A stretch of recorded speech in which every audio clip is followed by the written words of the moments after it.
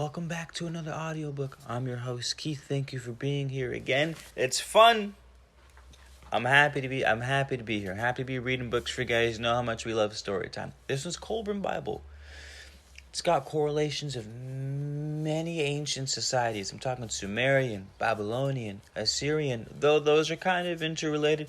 Abrahamic religions, Judaism, Christianity. We've got the Great Deluge. We've got two deluges, the floods.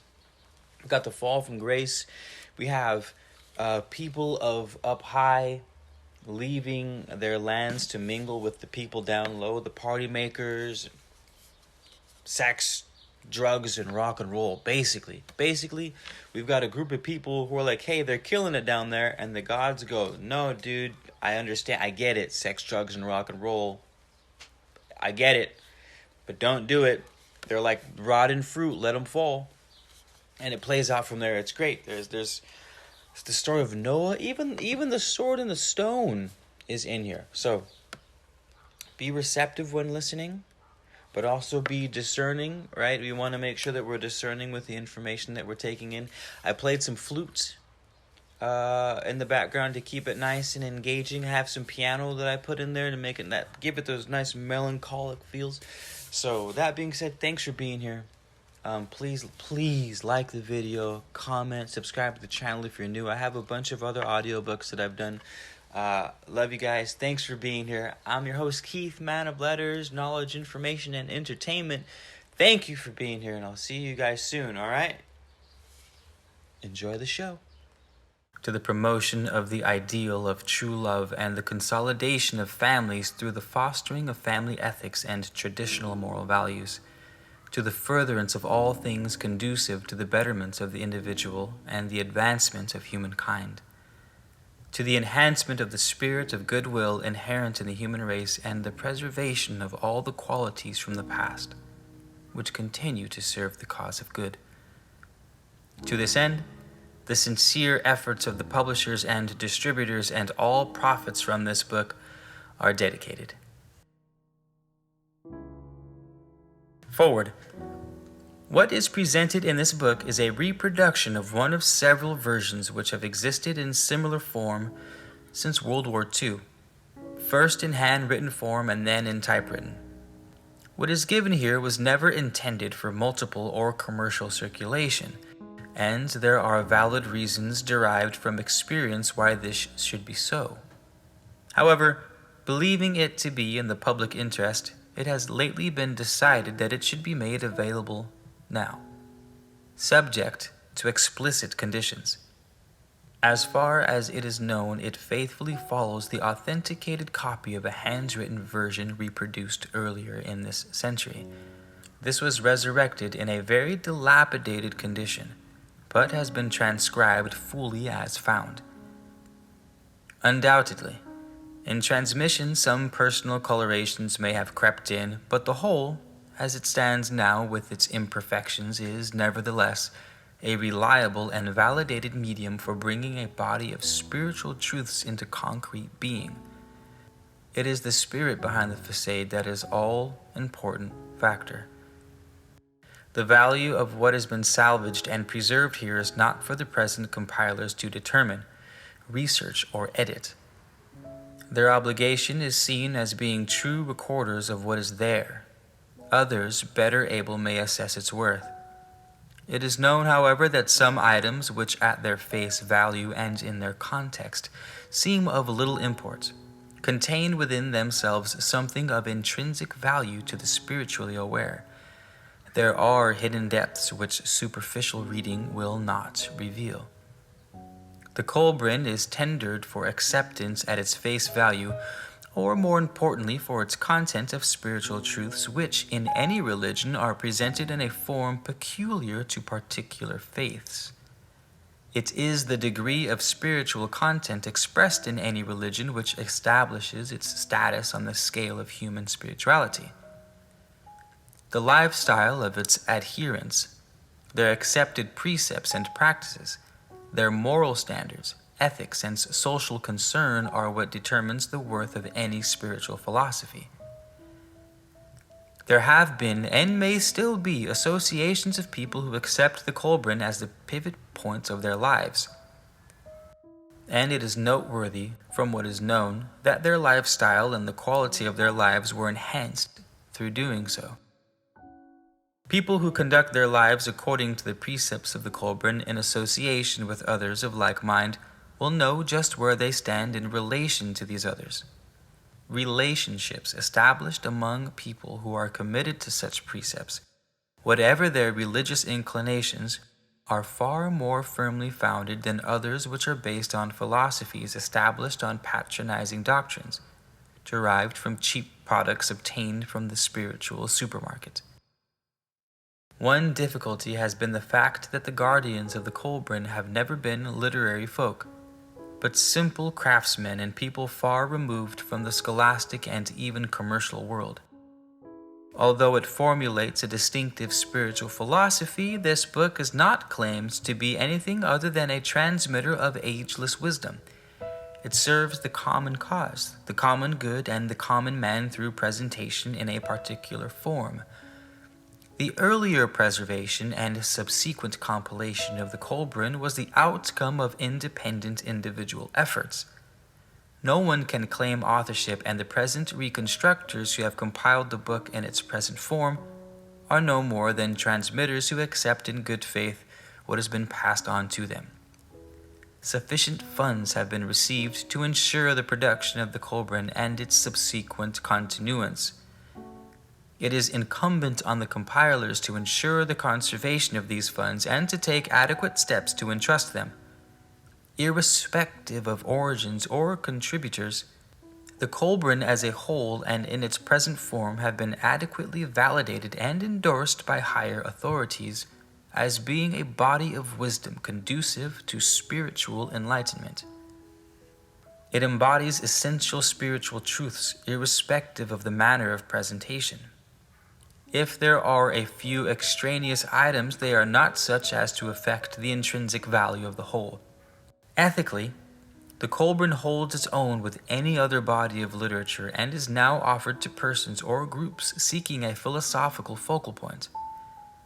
This book enters the arena of life at a crucial stage in humanity's progress toward its destiny.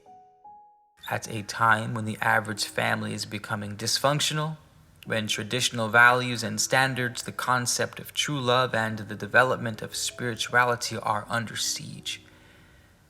These are the days of decision, when mankind stands at the crossroad. Kolbrin will provide a worthy companion to those who choose to follow the more inspiring and viral road leading to ultimate enlightenment in the realms of truth and reality. May the God of your heart be with you along the way.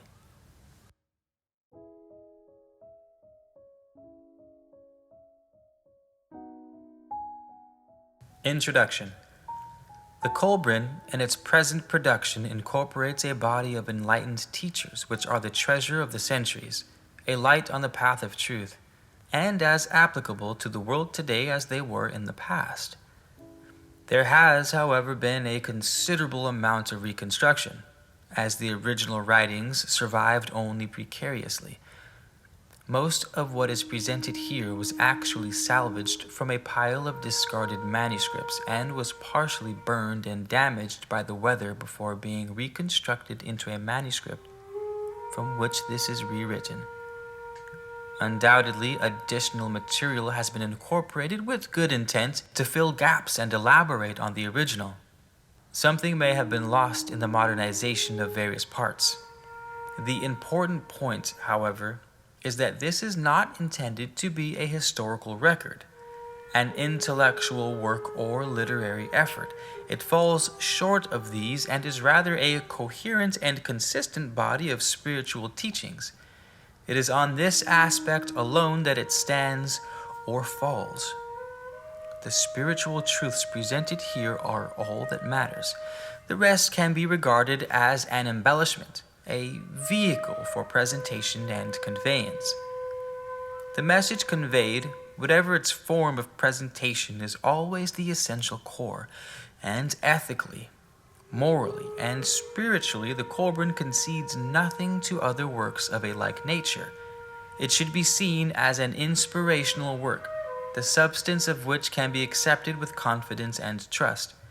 While great care was exercised in the past to ensure that these transcriptions would be transmitted through the centuries in a form as unadulterated and unaltered as possible, little is known about the actual persons or body of people concerned. From what is known, the name Kolbrin was originally applied to a collection of manuscripts which were salvaged from Glastonbury Abbey at the time of its burning. The fire, which was arson, was intended to destroy the manuscripts, but they were secretly housed otherwise.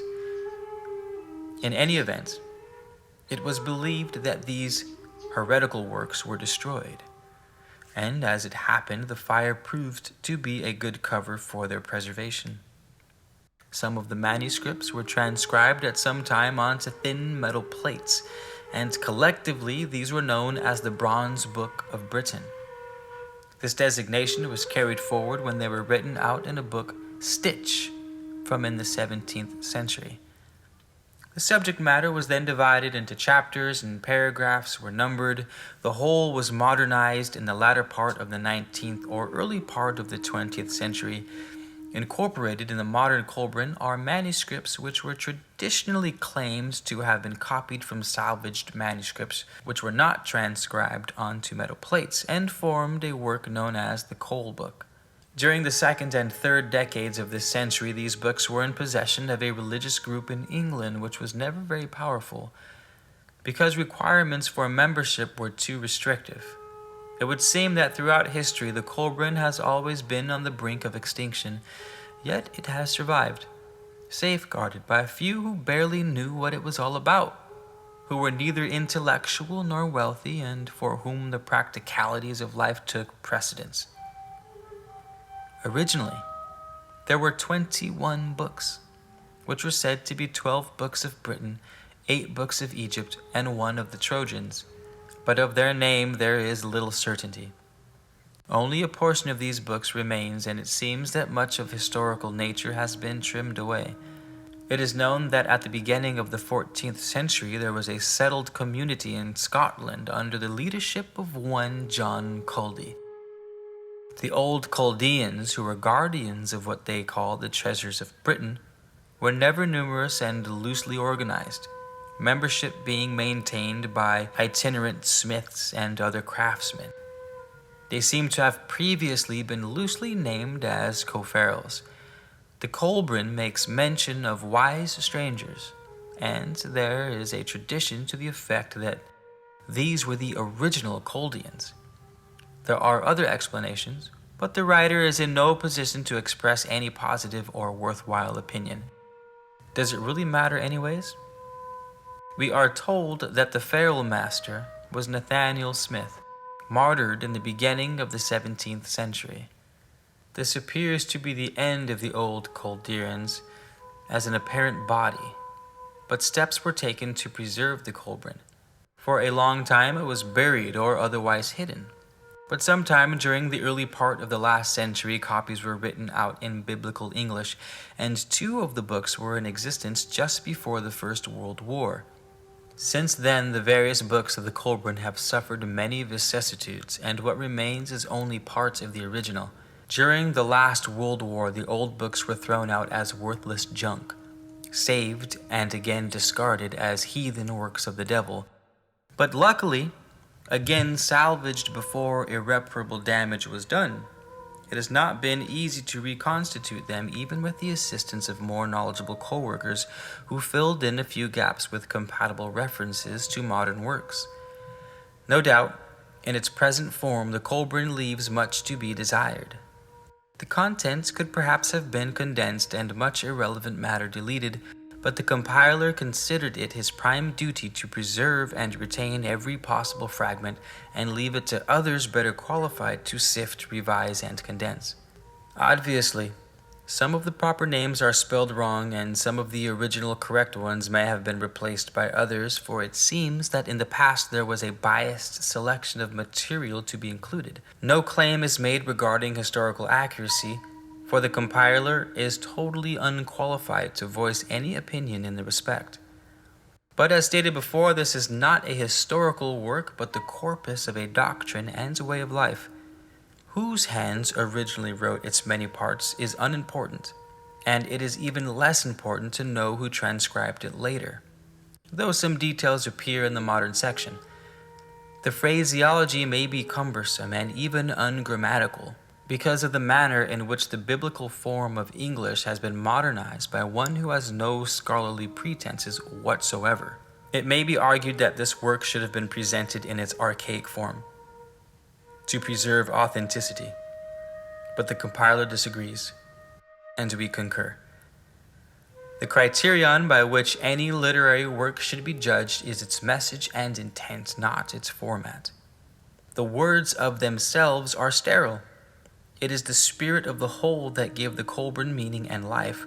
What is presented here is an attempt to pass on, as near as possible in its original form with all its defects and shortcomings in style and presentation, something which will be of benefit to all. The original writers attempted to make words convey something beyond inherent meaning. They endeavored to build an edifice of glory out of common clay.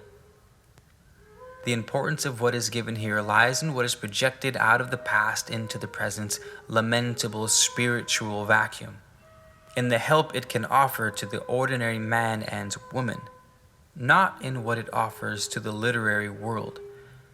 On this basis alone, these writings must stand to be judged. The worth of any knowledge is in its value here and now, in present-day circumstances. We know from the later books of the Kolbrin that for centuries its contents had to be kept secret because they may have been misunderstood or found unacceptable. Perhaps they will fare better now. This book is resurrected with the sole intent of ranging it alongside the forces of good. Its publication will undoubtedly be difficult, for such a work can scarcely be deemed to have popular appeal. It deals with goodness and virtue, courage and mortality, with spiritual ideals and human aspirations, all unpopular and despised fare in these days of decision. It seeks to enshrine love in a place beyond clamor and craving of the mortal flesh, and this alone may be sufficient to call down derision upon it.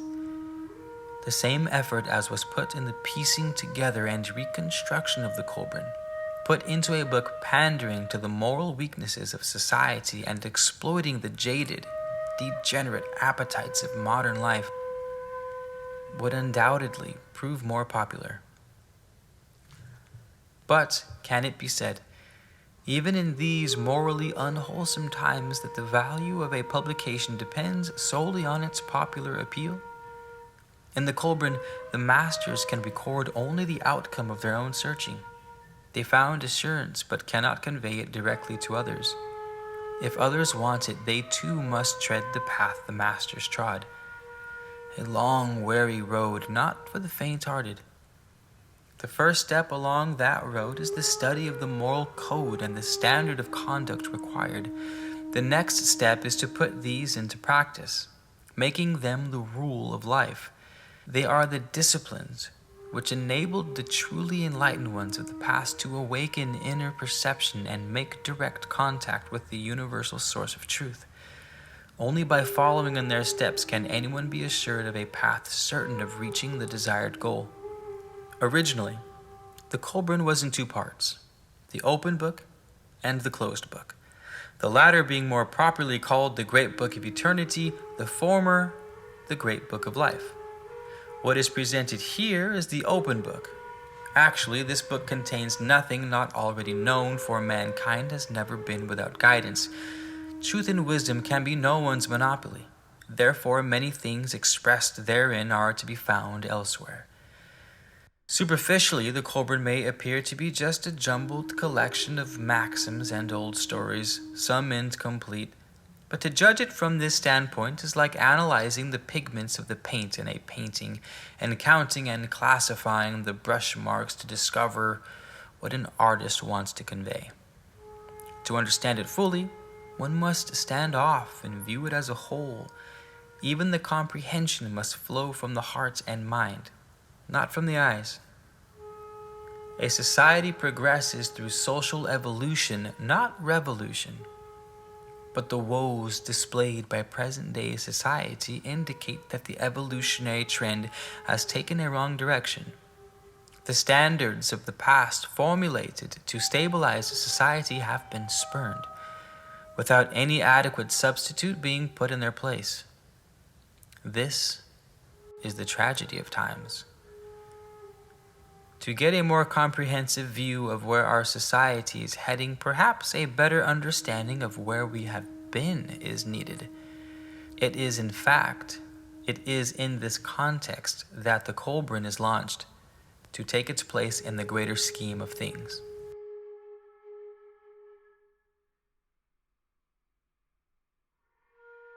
The salutation or prologue to the Bronzebook, now incorporated in the Kolbrin. Greetings, unborn ones, now asleep in the dark womb of the future. Greetings from we who were once as you are now, and like whom you will one day be.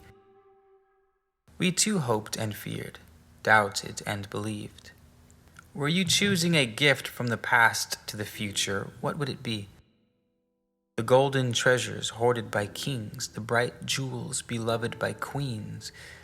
Is worldly wealth still so important to you? If that would be your choice above all else, we are disappointed, for our labors have been in vain. Would you prefer the secret life of eternal youth? Have you altered so little from those who have lived and laughed today, with no thought turned towards the future? This thing which seems so desirable, were it yours, would you value it? Would it never pall? Would you still be grateful for it after 1,000 years have passed? The answer would be yes, if this life were all, the beginning and end, complete in itself. But might not this life be no more than a prelude, an introduction to something infinitely greater? Is the riddle still unsolved, the secret of the ages still well kept, known only by a few, even when these words are read? How many generations have passed without progress? Does mankind still lie passive like driftwood upon the sea of spiritual apathy, driven back and forth by changeable winds and conflicting currents, making no headway? Could we leave you the knowledge enabling you to live a life without turmoil, surrounded by every luxury and pleasure, a magic stone granting every desire, an all-healing potion, the ability to fly or know all things on earth? Would any of these satisfy the desires of your heart and fulfill your dreams? We who lie so far back along the road trust you have progressed beyond such petty aspirations. It is beyond our power to give such gifts, and were they ours to bestow, we would withhold them. For unless a gift confers a benefit, it were better not given. With the wisdom of your generation, tell us, which of the things mentioned would really benefit you, or even prove less bad than good? Or do you still remain unaware of your true nature and deeds? Who you are, how you speak and dress, we cannot know or imagine. This alone we know is truth. You are brother beings of ours and travel the road we once trod. We share one destiny and have the same true goal, though perhaps no more know in your day what these are than do in ours. Like to us, life comes to the unbidden. It is fraught with problems and difficulties. It alternates between light and shade, and like us, you wonder what awaits at the end. You too are victims of earth's delusions. You too find truth and perfection beyond your grasp, and you too aspire to beauty and goodness. These things we know about you. These things must be, or you would not exist. Your needs are no different from ours, but do you now know with certainty what they are? Your life serves the same purpose. You are part of the same pattern. You are ruled by the same impulses and urges. But do you know why and to what end? We know you are without certainty and assurance about what lies beyond the veil of death, for these cannot be given while man remains no more than man, and doubtless like us you remain suspended between doubt and belief. Our unborn friends, whatever your circumstances of life, you are the children of the past and heirs of those who have lived and died. We trust you have no cause to reproach those who once held stewardship over your estates. But whatever you think of the heritage, you cannot put it aside, any more than you can refuse the obligations of life. Maybe it brings you the happiness and security, the peace and plenty we never knew. If so, this will remain unread, for to you it would be a wilderness of words serving no purpose. If you have so much, if you have progressed so far, nothing we could give would be of benefit. To the traveler, information about the road behind is worthless. If this is your state, we hail you. We are proud of you, our worthy children of light, conceived in the long dark years wherein we labored and plowed our own short furrow. You have done well, and our greatest joy would be to stand beside you as you exultingly reach out for the crowning glory of godhood.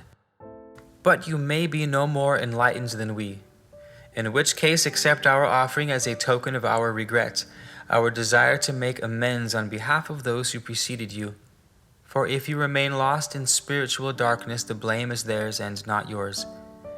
This we give you, the hidden books containing the accumulated harvest of wisdom and truth garnered over the generations, the bread and oil which sustained us and never diminished. May they serve you in your day as well as they served us. Above all, may you be sufficiently enlightened to receive them. For today we are persecuted because of our books, and most who treasured and guarded them are now dead. We can only consign these books to the ground and destiny, trusting they will be called forth at the proper time and in receptive generation. These books, which we hand into the keeping of time, were written under the authority of revelation and inspiration. Containing truth, their message cannot be attacked by time, for truth is eternal. We make no claim to exact and accurate statements beyond the possibility of error and misinterpretation, for words are frail messengers. They are fallible things, unable to transmit accurately from mind to mind. Also, we cannot tell how they who resurrect the books will deal with the contents. They are written in letters known to the learned, but learning changes with the generations. These books are the glorious embodiment of eternal truth. But the words and expressions are unworthy garments, so that misconception and misunderstanding are not possible. Words are servants of the fallible mortal sphere, and when called upon to serve a realm of greater things, prove inadequate. Therefore, be not like some petty-minded ones of our generation who say, "The letters are misplaced and the words ill-used." They examine each blade of grass diligently, but fail to discover the purpose of the meadow. Such men lack insight, and seeing only the bare letters, say, "These tell me all. There is nothing more." We have a saying, "Do not judge a place of instruction by its bricks." Wisdom being eternal, doubtless, this will apply no less in your generation. So, unborn, unknowable ones, we humbly tender this, the gift of the past which we could not pass on otherwise. If you have advanced far along the road towards greatness, it will have no value. But if you still dally or have wandered away, lost in the elusive mists of worldliness, and none answers your cries, then take this hand extending out of the past. It will guide you faithfully and well. Down through the generations, men have persecuted, have suffered, and died so that truth and goodness might prevail. Remember them. If the world is good, then your peace and pleasures have been brought by their sacrifices. If it is not, then you must not quibble over the cost to yourselves in making it good. Surely no torments and terrors in your days could exceed those of the past. Farewell, unborn ones. With these few words we have reached from the day of the present into the night of the future. We have planted the seed. Will it grow or rot in the ground? What crop will it produce? We cannot know. Let fate deal with it as it will. We have gathered the seed, flailed and winnowed it and kept it with every care. We have planted well. We can do no more. May life deal better with you than with us. May you never be denied the comforting hand of hope. Farewell.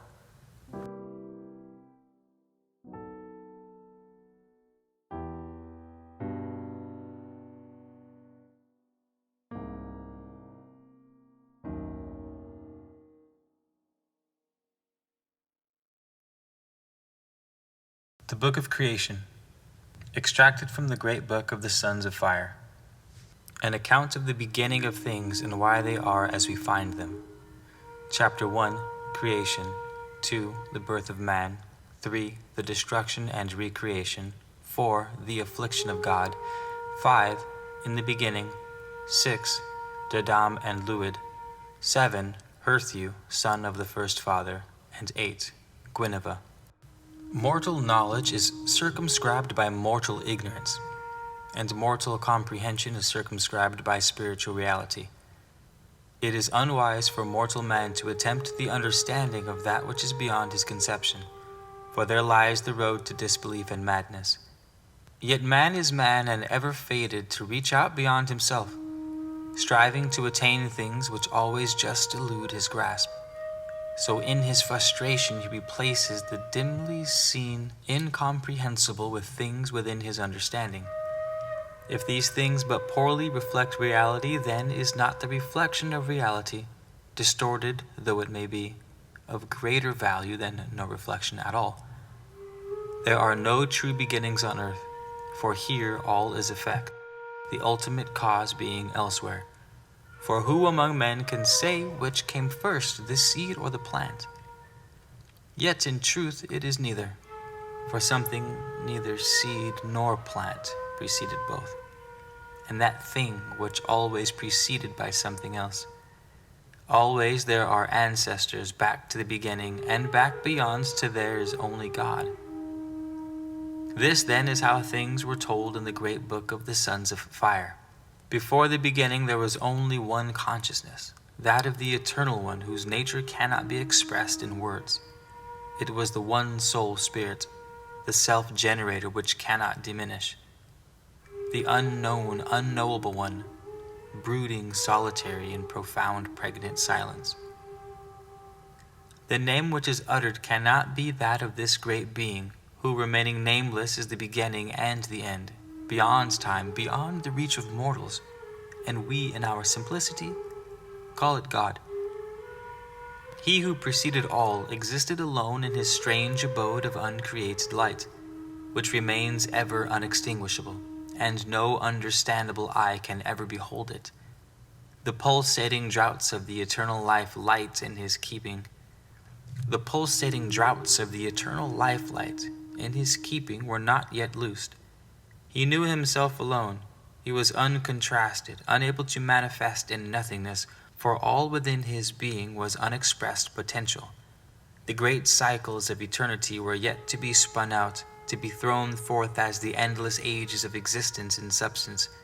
They were to begin with God and return to him completed in infinite variety and expression. Earth was not yet in existence. There were no winds with the sky above them, high mountains were not raised, nor was the great river in its place. All was formless, without movement, calm, silent, void, and dark. No name had been named and no destinies foreshadowed. Eternal rest is intolerable, and unmanifested potential is frustration. Into the solitude of timelessness can divine loneliness. And from this arose the desire to create, that he might know and express himself, and this generated the love of God. He took thought and brought into being within himself the universal womb of creation containing the everlasting essence of slumbering spirit. The essence was quickened by a ripple from the mind of God, and a creative thought was projected. This generated power, which produced light, and this formed a substance like unto a mist of invisible dust.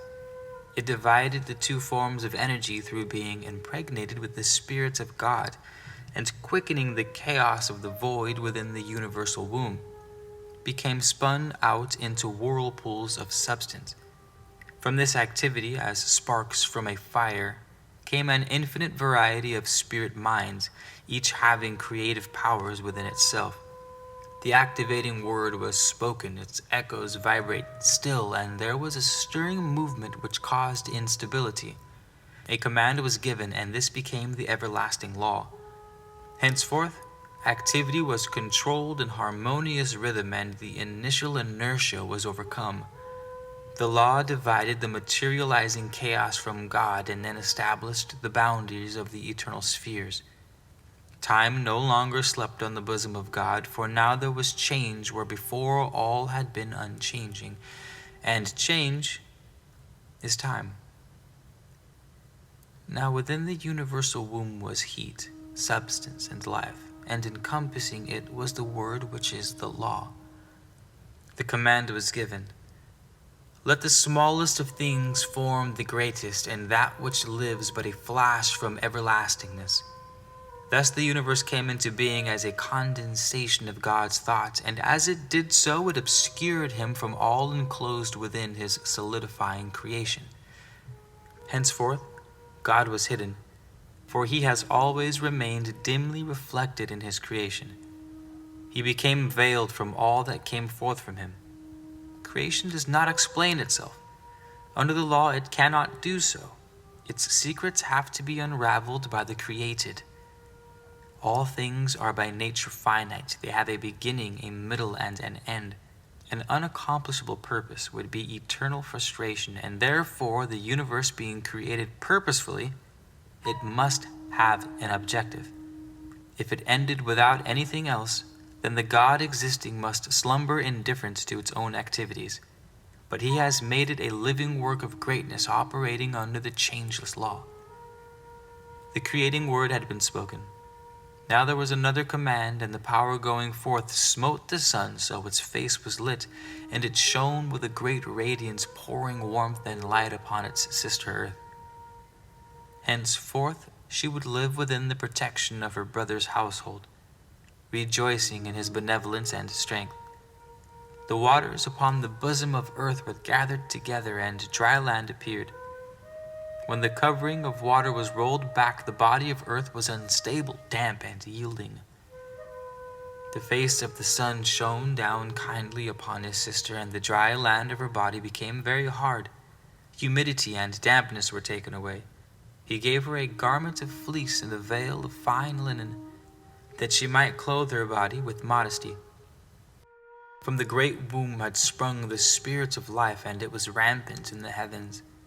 It gazed upon earth and saw her fairness, and was filled with desire, and came out of the heavenly spaces to possess her. It came not peacefully as a lover, but tempestuously as a ravenger. Its breath howled along her corridors and raged among her mountaintops, but it did not discover the dwelling place of her spirit. She had withdrawn, as a woman withdraws before force, for modesty must not be outraged into submission. Yet she desired its embrace, for among all the radiant company she was honored. The sun saw her perplexity, and he wrestled with the spirit of life and overcame it. When it was subdued and the primal struggle had ceased, it was delivered by the sun to his sister. It was chastened and quietened, and in silence brooded over earth's waters, and she was stirred in response. Mud eggs of life potential were formed in swamps at the meeting places of land and two waters. The sun gave quickening heat, and life crawled forth upon the bosom of the earth. The land dust brought forth the male, and the dark water mist the female, and they united and multiplied. The first brought forth the second, and the two produced the third. Earth was no longer virgin, and the spirit of life grew old and departed. Earth was left garbed in the matron's mantle of green herbage covered the face of the land. The waters brought forth fishes and creatures which move about and twist themselves and wriggle in the waters. The serpents and the beasts of terrible aspect which were of yore, and reptiles which creep and crawl. There were tall walking things and dragons in hideous form clothed with terror, whose great bones may still be seen. Then came forth the womb of the earth all the beasts of the field and forest, all the creatures of creation having blood in their bodies, and it was complete. Beasts roamed the dry land, and fishes swam in the seas. There were birds in the skies, and worms within the soil. There were great land masses and high mountains, wide barren places and heaving waters. Fertile greenness covered the land, and abundant life swarmed in the seas, for now earth throbbed with the energy of life. Metals lay hidden in her rocks, and precious stones within the soil. Gold and silver were scattered and secreted. There was copper for tools and forests of timber. There were swamps of reeds and stone for every purpose. Everything was prepared. Everything was ready. And now earth awaited the coming of man.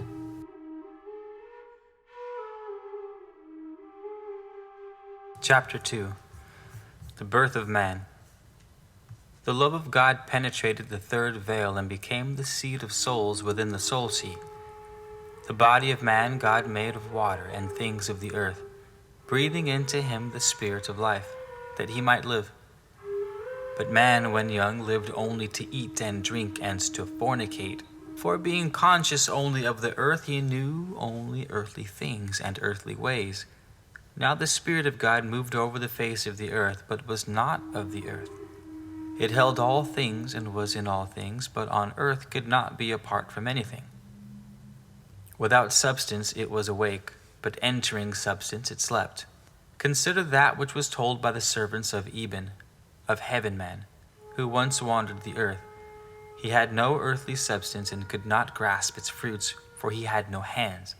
He could not drink its waters, for he had no mouth. Nor could he feel the cool winds upon his skin. They tell how the ape tribe Salak, led by a heaven man, perished by flames before the valley of Lod. Only one she-ape reaching the cave heights above. When heaven man was reborn of the she-ape in the cavern of woe, could he taste the fruits of the earth, and drink of her waters, and feel the coolness of her winds? Did he not find good life? It is not all a tale of the courtyard. Man created from early substance alone could not know things not of earth, nor could spirit alone subdue him. Had man not been created, who would have known God's wisdom and power? As the spirit fills the body of man, so does God fill his creation. Therefore, it was that God saw something had to be which joined earth and spirit and was both. In his wisdom and by the creative impulses which governs the earth, he prepared a body for man. For the body of man is wholly of earth. Behold, the great day came when the Spirit, which is God, was joined with the beast, which is earth. Then earth writhed in labor of travail. Her mountains rocked back and forth, and her seas heaved up and down. Earth groaned in her lands and shrieked in her winds. She cried in the rivers and wept in her storms. So man was born of upheaval and strife. He came wretchedly and tumultuously, the offspring of a distraught earth. All was in discord. Snow fell in the hot wastelands, ice covered the fertile plains, the forest became seas. Where once it was hot, now it was cold, and where no rain had ever fallen, now there were floods. So man came forth, man the child of calamity, man the inheritor of creative struggle, man the battleground of extremes. Earth nurtured man with cautious affection, weaning him in the recesses of her body. Then when he was grown sufficiently to be lifted so he walked in the uprightness of God, she took him and raised him above all other creatures. She led him even into the presence of God, and she laid him on his great altar. A man imperfect, of earthly limitations, a thing unfinished, ungainly, and unlearned. but proudly was he presented to earth's creator. Not her firstborn was man, the son of earth, the grandchild of God, man the heir of tribulation and the pupil of affliction. God saw man, the offering of earth to her Lord, unconscious on the high altar, a sacrifice to him and a dedication to the spirits of fate. Then, from out of the unfathomable heights, and from behind the impenetrable veil, God came down above the altar, and he breathed into man the breath of eternal life. Into his sleeping body, God implanted a fragment of himself, the seed of a soul and the spark of divinity. A man, the mortal, became the man, the heir of God, and the inheritor of immortality. Henceforth, he would have dominion over God's earthly estate. But he also had to unravel the circles of eternity, and his destiny was to be an everlasting seeking and striving. Man slept, but God opened the great eye within him, and man saw a vision of unsurpassed glory. He heard the voice of God saying, "O man, in your hand is now placed the tablet of your inheritance, and my seal is upon it. Know that all you desire within your heart may be yours, but first it is necessary that you be taught its value. Behold, the earth is filled with things of usefulness. They are prepared to your hand for a purpose. But the task is upon you to seek them out and learn their use. This is the tuition for the management of your inheritance. What you know to be good, seek for it, and it shall be found. You may plumb the seas and pluck the stars. You may live in everlasting glory and savor eternal delights. Above and below and all about there is nothing beyond your reach. All, with one exception, is yours to attain." Then God laid his hand upon man, saying, "Now you are even as I, except you sleep there enclosed in matter in the kingdom of illusion, while I dwell here in the freedom of reality and truth. It is not for me to come down to you, but for you to reach out to me." Man then saw a vision of glory encompassing even the spheres of splendor. Unbounded wisdom filled his heart, and he beheld beauty and perfection. The ultimates of truth and justice were unveiled before him. He became one with the profound peace of eternity and knew the joys of unceasing gladness. The eternal ages of time unrolled as a scroll before his eyes, and he saw written thereon all that was to become and occur. The great vaults of heaven were opened up unto him, and he saw everlasting fires and unconsumable powers that strove therein. He felt within himself the stirring of inexpressible love, and unlimited designs of grandeur filled his thoughts. His spirit ranged unhampered through all the spheres of existence. He was then even as God himself, and he knew the secret of the 7 spheres within the 3 spheres. Then God lifted his hand from man, and man was alone. The great vision departed, and he awoke. Only a dim and elusive recollection, no more than the shadow of a dream, remained. But deep within the sleeping soul there was a spark of remembrance, and it generated within man a restless longing for he knew not what. Henceforth, man was destined to wander discontented, seeking something he felt he knew but could not see, something which continually eluded him, perpetually goaded him, and forever tantalized him. Deep within himself, man knew something greater than himself was always with him and a part of him, spurring him on to greater deeds, greater thoughts, greater aspirations. It was something out beyond himself, scarcely realized and never found, something which told him that the radiance seen on the horizon but dimly reflected the hidden glory behind it. Man awoke, the revelation and vision gone. Only the grim reality of earth's untamed vastness surround him. But when he arose and stepped down unto the bosom of his mother earth, he was undaunted by the great powers that beset him, or by the magnitude of the task ahead. Within his heart he knew destiny lay beyond the squalor of his environment. He stepped out nobly, gladly accepting the challenge. He was now a new man. He was different. He looked above and saw glory in the heavens. He saw beauty about him, and he knew goodness in things not of the earth. The vision of eternal values arose before his inner eye. His spirit was responding to its environment. Man was now man, truly man. The nature of man on earth was formed after the nature of things in heaven, and man had all things contained as potential within himself, except divine life. But he was as yet an untrained, undisciplined child, still nurtured simply upon the comforting bosom of earth. Man grew in stature, but earth was not indulgent, for she disciplined him firmly. She was ever strict and unyielding, chastening him often with blasts of displeasure. It was indeed the upbringing of one destined for greatness. He was made to suffer cold that he might learn to clothe himself, sent into the barren plains that his limbs should be strengthened, and into forests that his eye should be keen and his heart strong. He was perplexed with difficult problems and set the task of unraveling the illusions of nature. He was beset with hardships of every description. He was tested with frustrations and tempted with allurements. Never did earth relax the vigilance of her supervision. The child was raised sternly, for he needed the fortitude, courage, and cunning of a man to fit him for the task ahead. He grew wily and wiry in the hunt. He became adaptable, able to cope with any untoward happening.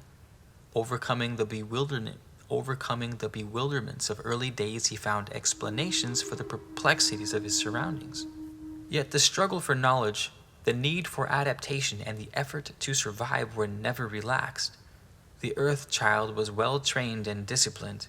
He was never unduly mollycoddled. He cried for bread and went hungry. He shivered and was cast out.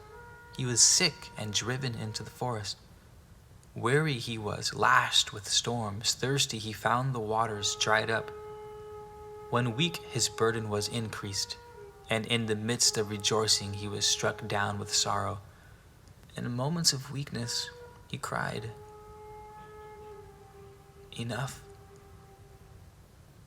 enough." But always something fortified and encouraged him. The earthling never fortified his godlikeness. For man was man, he was not cowed, nor his spirit broken. A wise God knew his limitations. As it is written in the wisdom of men, over-chastisement is as bad as no chastisement at all. But man was rarely chastised. He was tried, tested, and challenged. He was led, prodded, and urged, yet nothing was done unnecessarily. The seeming imperfections of earth, the hazards and inequalities of life, the cruelty, harshness, and apparent indifference to suffering and affliction are not what they seem. As it is, earth is perfect for its purpose. It is ignorance of that purpose which makes it appear imperfect.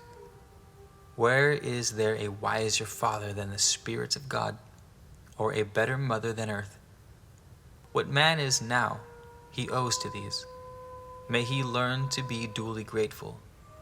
Above all, let him never forget the lessons learned in his upbringing.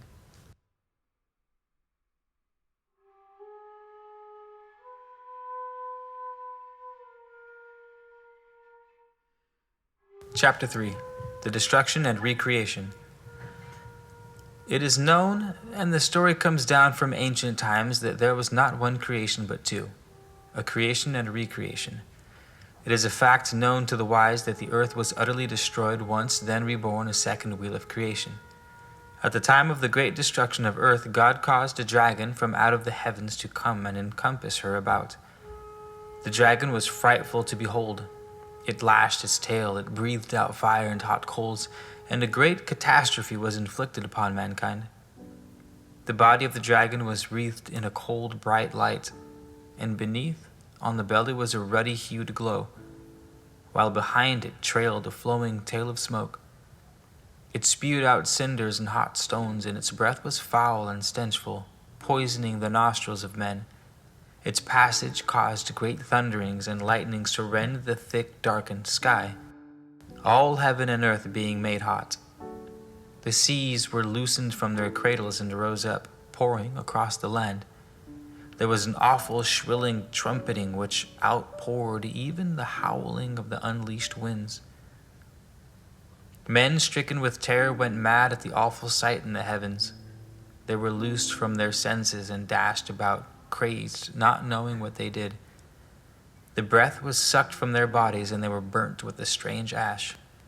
Then it passed, leaving earth enwrapped within a dark and glowing mantle which was ruddily lit up inside. The bowels of the earth were torn open in great writhing upheavals, and a howling whirlwind rent the mountains apart. The wrath of the sky monster was loosed in the heavens. It lashed about in flaming fury, roaring like 1,000 thunders. It poured down fiery destruction amid a welter of thick black blood. So awesome was the fearfully expected thing that the memory mercifully departed from man. His thoughts were smothered under a cloud of forgetfulness. The earth vomited forth great gusts of foul breath from awful mouths opening up in the midst of land. The evil breath bit at the throat before it drove men mad and killed them. Those who did not die in this manner were smothered under a cloud of red dust and ashes, or were swallowed by the yawning mouths of earths, or crushed beneath the crashing rocks. The first sky monster was joined by another which swallowed the tail of the one going before, but the two could not be seen at once. The sky monster reigned and raged above earth, doing battle to possess it, but the many-bladed sword of God cut them in pieces, and their falling bodies enlarged the land and the sea. In this manner the first earth was destroyed by calamity descending from out of the skies. The vaults of heaven had been opened to bring forth monsters more fearsome than any that ever haunted the uneasy dreams of men. Men and their dwelling places were gone. Only sky boulders and red earth remained where once they were. But amidst all the desolation, a few survived. For man is not easily destroyed. They crept out from caves and came down from the mountainsides. Their eyes were wild and their limbs trembled. Their bodies shook and their tongues lacked control. Their faces were twisted and the skin hung loose on their bones. They were as maddened as wild beasts driven into an enclosure before flames. They knew no law, being deprived of all the wisdom they once had, and those who had guided them were gone. The earth, only true altar of God, had offered up a sacrifice of life and sorrow to atone for the sins of mankind. Man had not sinned in deed, but in the things he had failed to do. Man suffers not only for what he does, but for what he fails to do. He was not chastised for making mistakes, but for failing to recognize and rectify them. Then the great canopy of dust and cloud which encompassed the earth, enshrouding it in heavy darkness, was pierced by a ruddy light, and the canopy swept down in great cloudbursts and raging storm waters. Cool moon tears were shed for the distress of earth and the woes of men. When the light of the sun pierced the earth's shroud, bathing the land in its revitalizing glory, the earth again knew night and day, for there were now signs of light and signs of darkness. The smothering canopy rolled away, and the vaults of heaven became visible to man. The foul air was purified, and new air clothed the reborn earth, shielding her from the dark, hostile void of heaven. The rainstorms ceased to beat upon the faces of the land, and the waters stilled their turmoil. Earthquakes no longer tore the earth open, nor was it burned and buried by hot rocks. The land masses were re-established in stability and solidity, standing firm in the midst of the surrounding waters. The ocean fell back to their assigned places, and the land stood steady upon its foundations. The sun shone upon land and sea, and life was renewed upon the face of the earth. Rain fell gently once more, and clouds of fleece floated across day skies. The waters were purified, the sediment sank, and life increased in abundance. Life was renewed, but it was different. Man survived, but he was not the same. The sun was not as it had been, and the moon had been taken away. man stood in the midst of renewal and regeneration. He looked up into the heavens, above in fear, for the awful powers of destruction lurking there. Henceforth, the placid skies would hold a terrifying secret. Man found the new earth firm and the heavens fixed. He rejoiced, but also feared, for he lived in dread that the heavens would again bring forth monsters and crash about him. When men came forth from their hiding places and refuges, the world their fathers had known was gone forever. The face of the land was changed, and earth was littered with rocks and stones which had fallen when he was dispelled. The face of the land was changed, and the earth was littered with rocks and stones which had fallen when the structure of heaven collapsed. One generation groped in the desolation and gloom, and as the thick darkness was dispelled, its children believed they were witnessing a new creation. Time passed, memory dimmed, and the record of evens was no longer clear. Generation followed generation, and as the ages unfolded, new tongues and new tales replaced the old.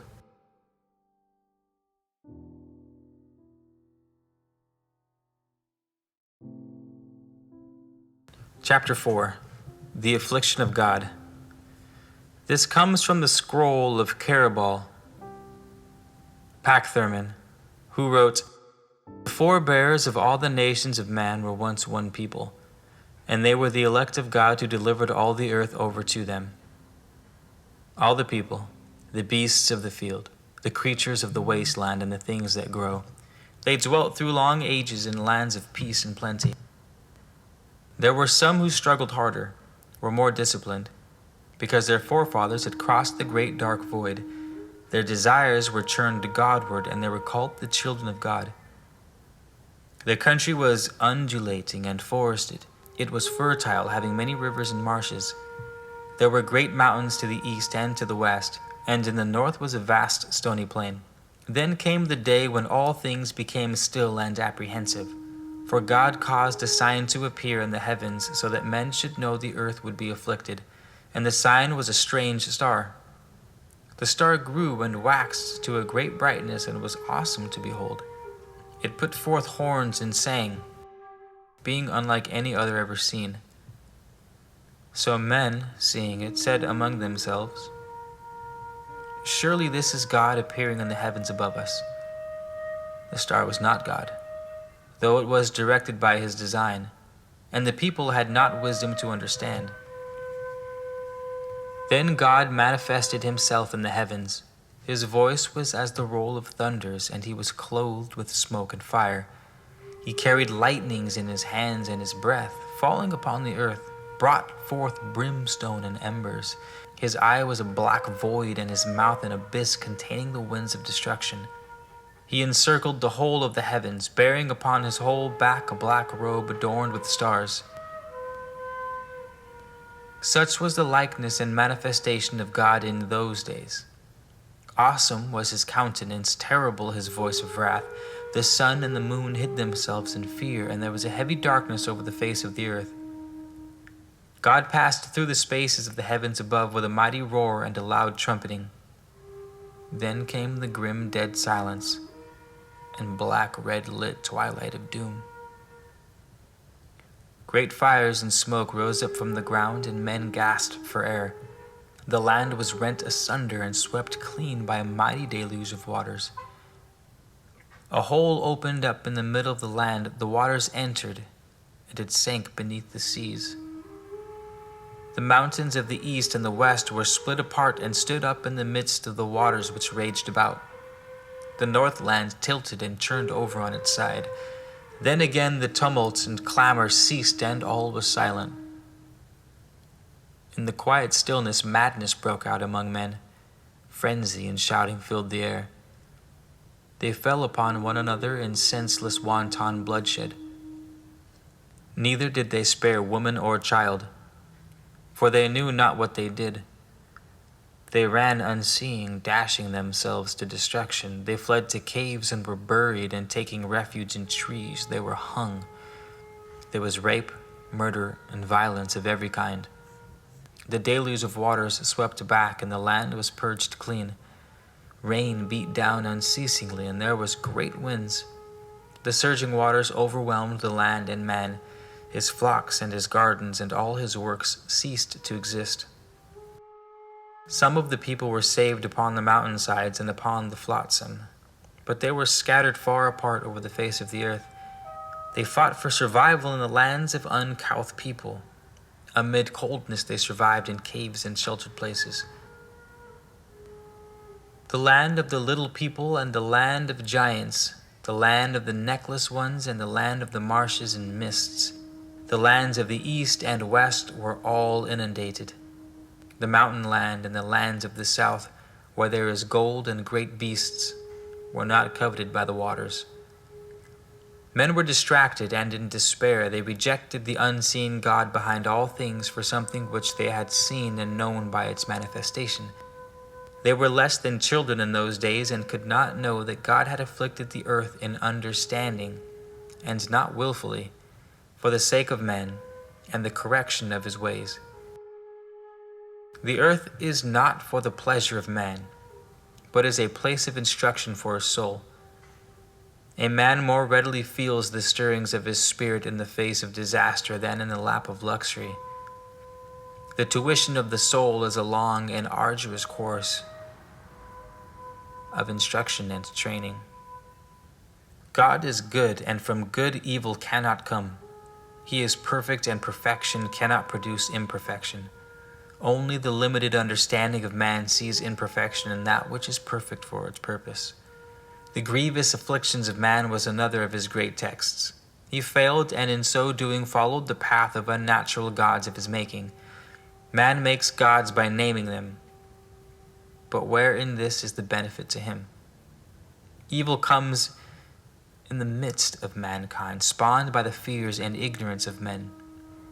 An evil man becomes an evil spirit, and whatever evil there is on earth comes either from the evil of spirits or the evil of men.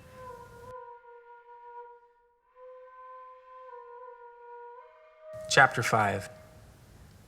In the beginning. Now, the children of God were molded by the hand of God, which is called Awen, and it manifested according to their desires. For all things which have life are molded by Awen.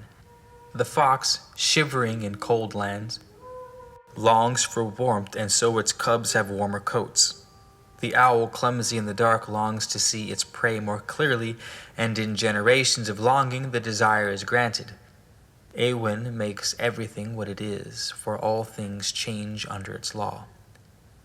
Men too are molded by their desires, but unlike the beasts and birds, their yearnings are circumscribed by the laws of fate and destiny and the law of sowing and reaping. These, the desires modified by the laws, are called Nibiru.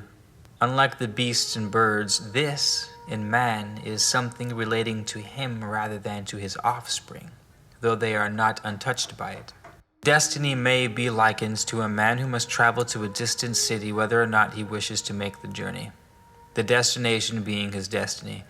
He may choose whether to go by the way of a river or by way of the plain, whether across the mountains or through forests, on foot or horseback, slow or fast, and whatever befalls because of this decision is fate.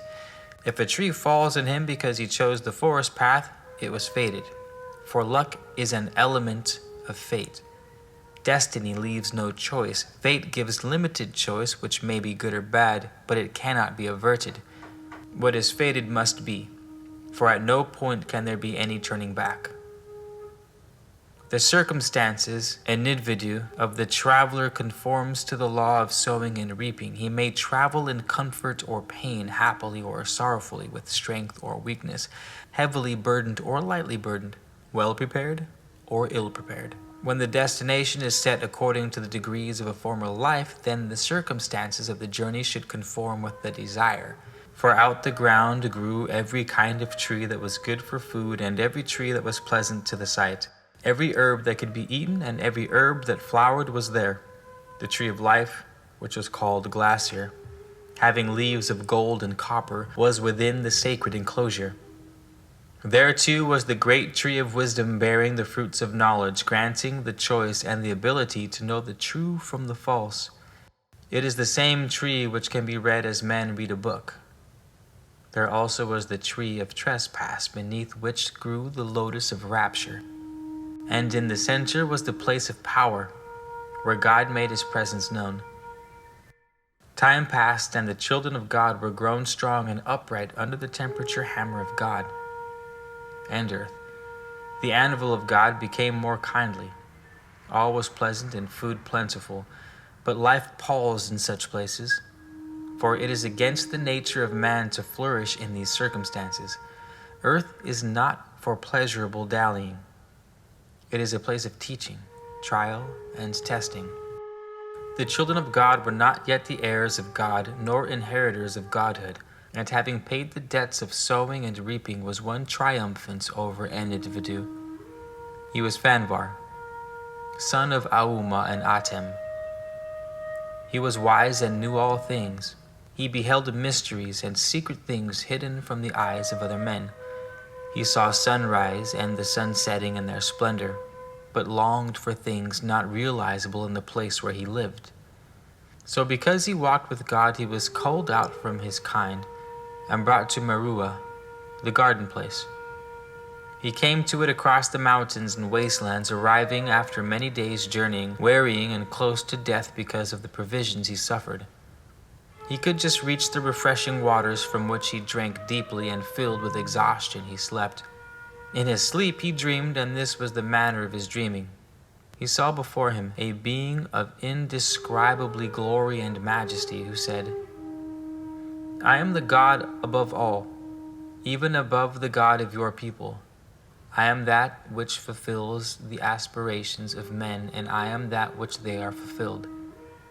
You, having traversed all the circles of Envenidu and established your worthiness, are now made my governor on earth, and you shall rule all things here, guiding them in my ways, leading them ever upward into the glory.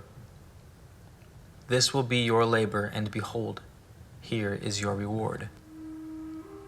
A cloud mist seemed to gather about the glorious being, enfolding him so he was no longer visible. Then the mist gradually cleared, and the man saw another form emerging. It was that of a woman, but one such as Fanvar had never seen before, beautiful beyond his conception of beauty, with such perfection of form and grace that he was dumbfounded. Yet the vision was not substantial. She was a wraith, an ethereal being. The man awoke and sought food from the fruits about him, and having refreshed himself, wandered about the garden. Wherever he went, he saw the wraith, but was unafraid because she smiled encouraging, bringing comfort to his heart. He built himself a shelter and grew strong again, but always, wherever he went, the wraith was not far distant. One day, near the edge of the garden, he fell asleep in the heat of the day and awoke to find himself surrounded by the sons of Bothas. Not true men, but yoslings, kinsfolk to the beasts of the forest. Before they could take his strength and wisdom, he loosed himself among, slaying some in his rage and might before the rest ran away. When it was done, he sat himself down beneath a great tree, for he was wounded, and blood gushed out from his side and gathered thickly beside him. He became faint, falling into a deep sleep, and while he slept, a wondrous thing happened. The wraith came and lay beside him, taking blood from his wound upon herself, so it congealed about her. Thus the spirit being became clothed with flesh, born of congealing blood, and being sundered from his side, she rose a mortal woman. In his heart Fanvar was not at rest because of her likeness, but she was gentle, ministering to him with solitude, and being skillful in the ways of healing, she made him whole. Therefore, when he had grown strong again, he made her queen of the garden land. And she was so called even by our fathers, who named her Gullah. But Fanvar called her Arua, meaning help. In our tongue she is called the Lady of Lainvid. Now God enlightened Fanvar concerning the woman, saying, "This woman was drawn from her compatible abode in a realm of beauty through the yearning aspirations of men. Her coming accomplishes something which would otherwise have taken countless generations. For earth is more fitting for men to learn manly things than for women to learn womanly ones. This woman is not as other women. being in no way like yourself. Every hair of her head is unlike that of a man. Every drop of blood and every particle of flesh is that of a woman and quite unlike that of a man. Her thoughts and desires are different. She is neither coarse nor uncouth, being altogether of another, more refined realm. Her daughters will walk proudly, endowed with every womanly perfection and grace. Delicacy, modesty, and charm will be the lovely jewels enhancing their womanliness. Henceforth, man will be truly man, and woman will be truly woman, man being girded with manliness, and woman being clothed with womanliness. Yet they shall walk together hand in hand toward the ascending glory before them, each the helpmate and inspiration of the other. So Fanvar and Arua lived in contentment amid bounty and fruitfulness, with freedom from afflictions and sickness. They delighted in each other, and because of their differences were drawn closer together.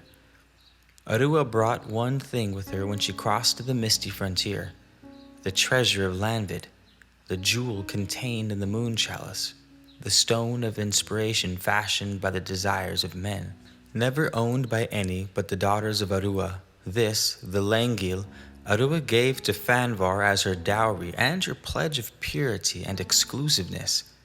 She followed the ways of the cradle land, not the ways of earth. Within the garden land was the sacred enclosure, the domain of Fanvar and Arua, forbidden to those of the children of God who had now come to this place. It contained the chalice of fulfillment, granting any who drank from it the realization of all things which they aspired. None might drink from this save Fanvar and Arua. Also there was the cauldron of immortality, containing an essence distilled from the fruits growing in the garden, and this guarded against mortal ills. Arua brought forth a son by Fanvar, and he was called Ratuki, and a daughter who was called Armina. Each knew the mysteries of magic and the ways of the stars. In the fullness of time, Ratuki married among the daughters of the sons of God and had 2 sons, Enanari and Nenduka. It was Enanari who first taught the weaving of cloth from plants, and Nenduka who was a mighty hunter. Armina also married among the sons of God and brought forth a son who was called Belenki, and daughters called Ananua and Mameta. Ananua knew the making of pots and things of clay, and Mameta the taming of beasts and birds. Nenduka had 2 sons, Namtara and Canaan. Namtara had 2 sons also, Nenduka and Dedam, before dying in the fullness of manhood. Belenki married Enidva and had a son called Enkidua and a daughter called Estartha, meaning maid of the morning. And she became a great teacher among the children of God. This was the Estartha who became the first moon maiden, being later called Lady of the Morning Star. And Kedua had a daughter, and her name was Meva. Outside the sacred enclosure known as Jessar, but forming a gateway into it, was a circular structure of stones called Gilgal. And within this was a sacred shrine, wherein was kept a sacred vessel called Gwenduiva. This was like a goblet and was made of a rainbow-hued crystal set in gold with pearls. Above the cup appearing a shimmering moon-colored mist like a thin, cold flame. At certain times when the heavens were in proper position, the Gwenduiva was filled with moon dew and potions from the cauldron within the sacred enclosure, making a pale, honey-colored liquor, and this the people drank from the goblet. However, there were different proportions in the vessel for those of the blood of Fanvar and Arua and those who were children of God, but not of their blood. It was the potion from Gwenduiva which kept sickness and disease away from those who drank it. Dedam, the first father, married Latha, and they had a son called Herthu. Dedam then married Meva, who had a daughter, not by him, and this was Guinevere, the cuckold's child, fathered by Abramened of Gwarthan, son of Namtenagal, whom we call Luid the Dark Father. About the land of the children of God was the wasteland where Yoslings, called the children of Zumat, which means they who inherit death, dwelt. Among these, Namtenagal, the wily hunter, was the most wise and cunning. He alone was afraid of the children of God and alone dared enter the garden land. In the days when Astartha was teaching, Namtanegel often came to hear her words, and the children of God were not displeased. For teaching the wild men about them was a duty which they had been charged. Namtanegel therefore participated in their rites, but could not partake of the elixir from the Gwenduiva, because this was forbidden. While it gave health and strength to the children of God, safeguarding them from the sickness of the yoslings, if given to others it caused a wasting away. It was also altogether forbidden for any of the children of God to mate with the yoslings, for this was deemed to be the most unforgivable sins. Now the willy one learned much from Astartha, and in the fullness of time brought his own son to her, and he became as her son, living in her house and forsaking the ways of his people. Astartha called him Luid the Lightbringer, for it was her intention that he should be taught the ways of those who walked in light, that he might in time enlighten his own people. Luid grew up tall and handsome. He was quick to learn, and he became wise. He was also a man of the chase, strong and enduring, a hunter of renown. But there were times when the call of his people was strong. Then he would go furtively into the night to indulge in their dark rituals. Thus he became knowledgeable in the ways of the flesh and in the carnal indulgences of the body. Dedam became a servant of the sacred enclosure where the misty veil between the realms could be penetrated. For all those having the blood of Arua had twine sight, an ability to see wraiths and Sith folk, Anses and spirit beings, all the things of the other world, not clearly, but as through a veil. Beside the place called Jazar was a pleasant parkland with trees of every kind and a stream, also thickets of flowering bushes and all manner of plants growing lushly. It was the custom of Maeva to wander there in the sunshine, and Luid also went there. So it came about that they met among the trees. Now she saw he was handsome, possessed of many attractions, so her foot was stayed and she did not run away. As the days passed, they dallied longer together, and Luid talked of things Maeva had not heard before. She felt a stirring in her blood, but did not respond or heed his temptations because of the things which were forbidden. So Luid went to the Moon Mother, wise woman of the Yoslings, and telling of his desires, beseeched her to help him. The Moon Mother gave him 2 apples containing a vile substance which they had drawn through their stalks. This Luid gave to Maeva, who then became helpless in his hands. They met again after this, for Maeva became enamored towards Luid. But it happened that she became ill with a strange sickness and was afraid. Then Dedam became ill, and Luid also, and Luid said to the woman, "You must obtain the pure essences from within the sacred enclosure, and Satina, the Moon Mother, will prepare an elixir which will cure us." This he said because none of his kind had ever been able to obtain the sacred substances, though they had always coveted what had been denied them. Now, because of her frailty, the woman was pliable in his hands, and Luid seized the opportunity. To achieve his ends, Luid gave Maeva a potion which had been prepared by the Moon Mother, and she administered this to Dedam and those with him by guile and deceit, so that they fell asleep. While they slept, Maeva stole the sacred substances and took them to Luid, who gave them to the Moon Mother, and she made a brew. Part of this was given to Maeva, and the rest was drunk by the Yoslings from their awful Anketal during their night rites. When the morning came, they were all smitten with grievous pains, and before the sun set that day all the Yoslings were stricken with a sickness such as they had never seen before. Maeva took what had been given to her, and finding Dedam laid low in his bed, gave him a draught from her vessel, though she had to use womanly wiles to get him to drink it. She drank the remainder, and they both slept. But when they awoke in the morning, both were suffering pains, and this was something they had not known before. Dedam said to the woman, "What have you done? For what has happened to us cannot be unless the things which are forbidden have been done." The woman replied, "Lord, I was tempted and I fell. I have done that which is forbidden and unforgivable. The Dom said, I am bound by duty to do certain things, but first let us go into the Jasar, to the place. The Dom said, I am bound by duty to do certain things, but first let us go into the Jasar, to the place called Beth Calaris, where I will seek enlightenment.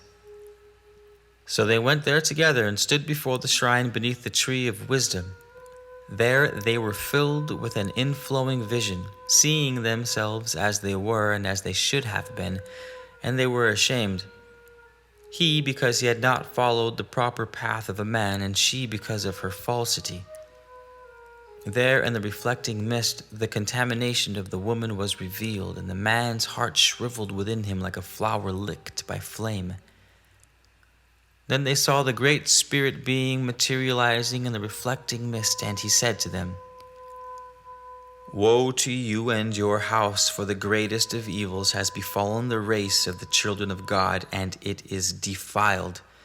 The heritage of Kadam Hapa is lost. The fetid flow defiling the woman results from the incompatible intermingling. But it is not all, for sicknesses and diseases are also generating from the ferments of the impure implantation. The Dom said, The fault is with the woman. Wherefore should I suffer? The spirit being replied, Because you two are now as one of the cankerworms of disease and sickness strike both equally. But you shall not again defile this place. Henceforth the misty veil becomes an impenetrable barrier severing our two realms from each other, so they can no longer be easily spanned. Between us there will now be no means of communication. Man and woman fated to unite in love divine shall be divided and set apart, though ever yearning reunion. They may cleave one to the other, seeking the unity which will rekindle the flame, but unless their efforts transcend the limitations of earthly things, they will be in vain. The spirit of man is now severed from the whole and cast again into unconsciousness, and it too shall long for reunion with the whole. The spark shall seek to return to the fire, for otherwise it becomes nothing. The web of fate is rewoven, and the paths of destiny remade. The design of life is redrawn. Again, the progression begins in ignorance, birth and death, pain and pleasure, joy and sorrow, success, failure, love, hate, peace, and war, all the light and all the shade, the many hues making the splendidly intricate pattern of life on earth. This is a new beginning, but a beginning not in purity and unencumbered, but one already weighted with debts and burdens. The spirit being continued, Enough wickedness has been wrought by your willfulness and disobedience, for the decrees forbidding certain things were for your own benefit. Immortality was nearly within your reach. But had you achieved this, you would have brought an even more grievous evil upon yourselves and your inheritors. For freed from servitude to change, you and they would have been unable to progress. The children of God were driven out of the garden land by spirit beings, and then guardians were set at its gates so no one could re-enter. Then it was withdrawn beyond the misty veil, the waters ceased to flow, and the fertility departed. Only a wilderness remained. The children of God went to dwell in the land of Amanigal, which is beyond the mountains of Mashur by the sea of Dalamuna. From this time onward, man fashioned his own spirit-likeness. Some who were loathsome in aspect, even unto themselves, went apart and were mercifully veiled in dark depths. They said to themselves, Let us dwell here in the darkness, and prepare a place for others like ourselves, so that when they follow, they abide here and join us. Thus were the dark regions formed and inhabited by demons, who are naught but the hideously fashioned spirits of evil men. These things have been written into the record. In Sibuat, they used to say this was the manner of man's making. God sent his creating craftsman spirit down to earth, and the reflection of the one was drawn into a spiritless body, and this became the heart of man. These are the words written by Thonis of Myra and Laodicea in his day. You ask me, what is man, and I answer. He is life becoming aware of itself. He is the intangible knowing the tangible, spirit in matter, fire in water. When this first happened, none remembers, and only the old folk tales remain. There was the beginning and then the garden, and it was in this garden man found himself. Before this he was not free, being one with everything about him. As he could not disobey, good and evil could not be, they were non-existent. Man became free through awareness of himself, and with this knowledge denied any kinship with the beast, as he was no longer in harmonious relations with things of the earth. He became discontented, dissatisfied, and restless. He wanted to belong, but felt his place of belonging was not here. He had been reborn as a man-god, and therefore it is truly said that man was born of earth and spirit. Under a tree, the symbol of life, and in a garden. There the eyes of man and woman were open, and being above the beasts, they knew they were different and set apart from all else that breathed. They separated themselves, being now ashamed of their state and strangers to each other. The carnal satisfaction of lesser creatures now no longer sufficed. They had lost contact with the source of light, but though knowing something was lacking, knew what not. They had fallen into carnal knowledge which only man can know, for only he feels the reproach of divinity. They were removed from the garden of content by an inhalation of the divine substance, and could not be turned because of the barrier between man and non-man. Kailedy has written, The entwined were cut apart, and since that day have never known content. They wander restlessly, ever seeking to unite again, and together find the jewel which is lost to earth forever.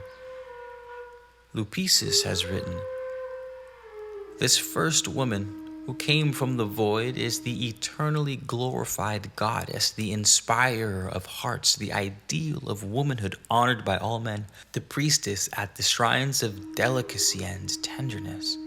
She was the ideal woman who, because of man's nature, is always tempted by his twin shade, the beast in his form. If the beast triumphs and she falls, the ideal becomes enshrouded in winding cloths of disillusionment, and something is lost to the heart of a man. These words are also there. They did not partake of wisdom, and fruit from the tree of knowledge is bitter. Men are denied their true birthright. The fall of man was a fall from loving contact with God into material carnality. The soul that had shared the consciousness of God fell into unconsciousness by becoming ensnared in matter. The fall severed man from the source of his spiritual sustenance. Thereafter his efforts were to struggle back, and his blind groping for God, after the fall he discovered demons, and found it easier to worship them than to continue the search. God is always waiting. Man has only to look up. But it is easier to go downhill than to climb it. It is easier for man's spiritual beliefs to degenerate than to evolve. Who among men knows the truth and can write the certain knowledge? Would not this certainty be against the law? No man was there at the beginning to see and write. But of one thing alone we can be sure. The creating God knows how and why. And could the acts of one so great be without purpose?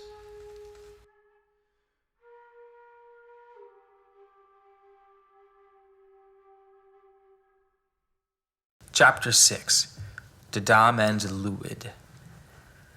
Maeva fled for her life, and many kingfolk went with her. But Dedam was unable to follow, being laid low with the sickness. This loosened his tongue so it became uncontrollable, making him babble like a child, and the sickness covered his body with red sores from with which came an issue.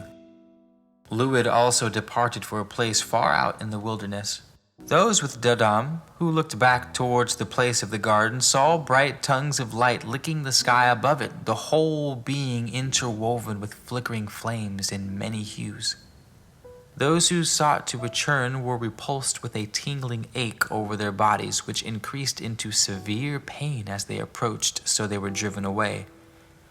When Dedam recovered so he could stand, only a few remained with him, and they all moved further into the wilderness to a place where there was water and pasture.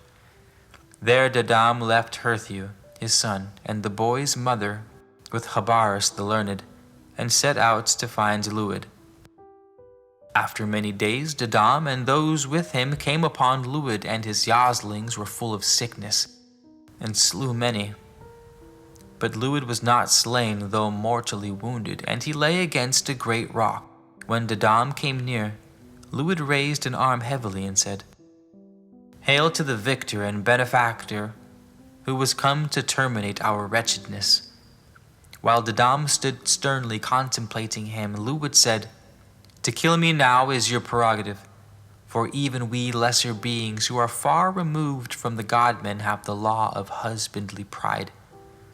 What I did has not been done before, and it will be done again, but I erred by crossing an unknown barrier, which could not be discerned. For we within ourselves are no more contagious to each other than are your people. Then I must die. If then I must die, let it be for my part in spawning the cankerworms of disease which have stricken both our peoples. Back in the dreaming time when the great gods strove among themselves for dominion of the sky spaces, and the wide expanse of earth was rent apart by unearthly wildfire, Bemotho was cut apart by the bright arrows of Shemas. Then this land was given to my people as their dominion, while yours was in another unearthly place far distant. Our domains was a pleasant place, and though you teach that because of this we remained as we are, yet we were content. We know of no great design, nor of any barely attainable objectives to which men must aspire. Such strivings, as you know, is to us no more purposeless vexation. I have my God, and you have yours. And as they strove against the other before times, so will it always be. But now there is a new battleground with new battle chiefs. I will go to my appointed place, and you will go to yours, and from thence, as leaders of the fray, we shall wage a never-ceasing war. Such is fated and must be. But who will win the fair prize of earth for their king? We shall not strive with clubs and lances, the hurling stone and flying darts, but with more subtle weaponry. This thing is not our choice. We are but playings of fate. That you and I should lead the fray is not because of our qualities, but because we were where we were, when we were. Now we are but two precarious points of life in a hostile wilderness. But what might be in 100 generations? Dedam said, "These things I know too, for my eyes have always been opened. I too have looked out into an endless plain without any horizon. But I shall lead those who have grown strong through seeking and striving, while those in your ranks will be weakened through indulgence in the flesh pots and pleasure places of earth. We are the disinherited, but not the disowned. We have the seeds of victory within us. You and yours were never more than you are, sons of the easy path, followers of the downhill road." Then, when these things had been spoken, Luid died, and Dedam and those with him burnt his body. Dedam and those with him wandered the wasteland for many days, then turned southward toward the mountain. Then it happened that one day Dedam was seated apart, in solitude among the rocks, with chin on chest, and a hunter of the Eubalites came upon him from behind. The hunter slung a smooth stone as the man turned, and it struck out his eye. Then the Eubalite slew him by smashing in his head with a stone. The hunter was the son of Ankadur, son of Enanari, king of the Eubalites, by Urkala, daughter of the Chasites. This is known because those who were with Dadam came out of the barren places and learned the ways of builders, becoming great among the Eubalites and raising cities along the rivers. Among them was Enkigal, who built Carador, which stands between the two great rivers, and Balat Sharaman, who taught men the ways of writing, setting the letters upon a pillar in Herak.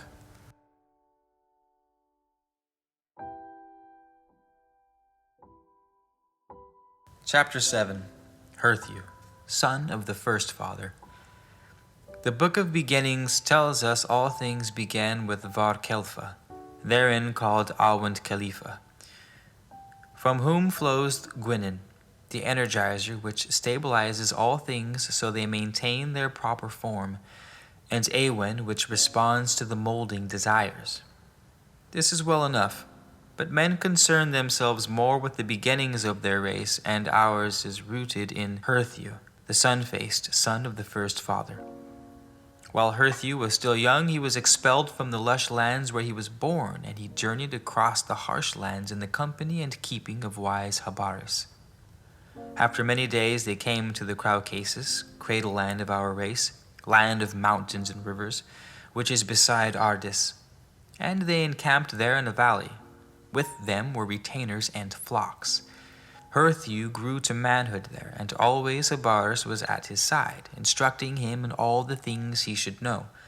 He taught Herthu the 9 essential disciplines of Emain, and the secrets of the 3 sacred vessels. Herthu learned that there was a place of gloom, where the air was foul, and malodorous breezes carried pestilence and poisonous particles.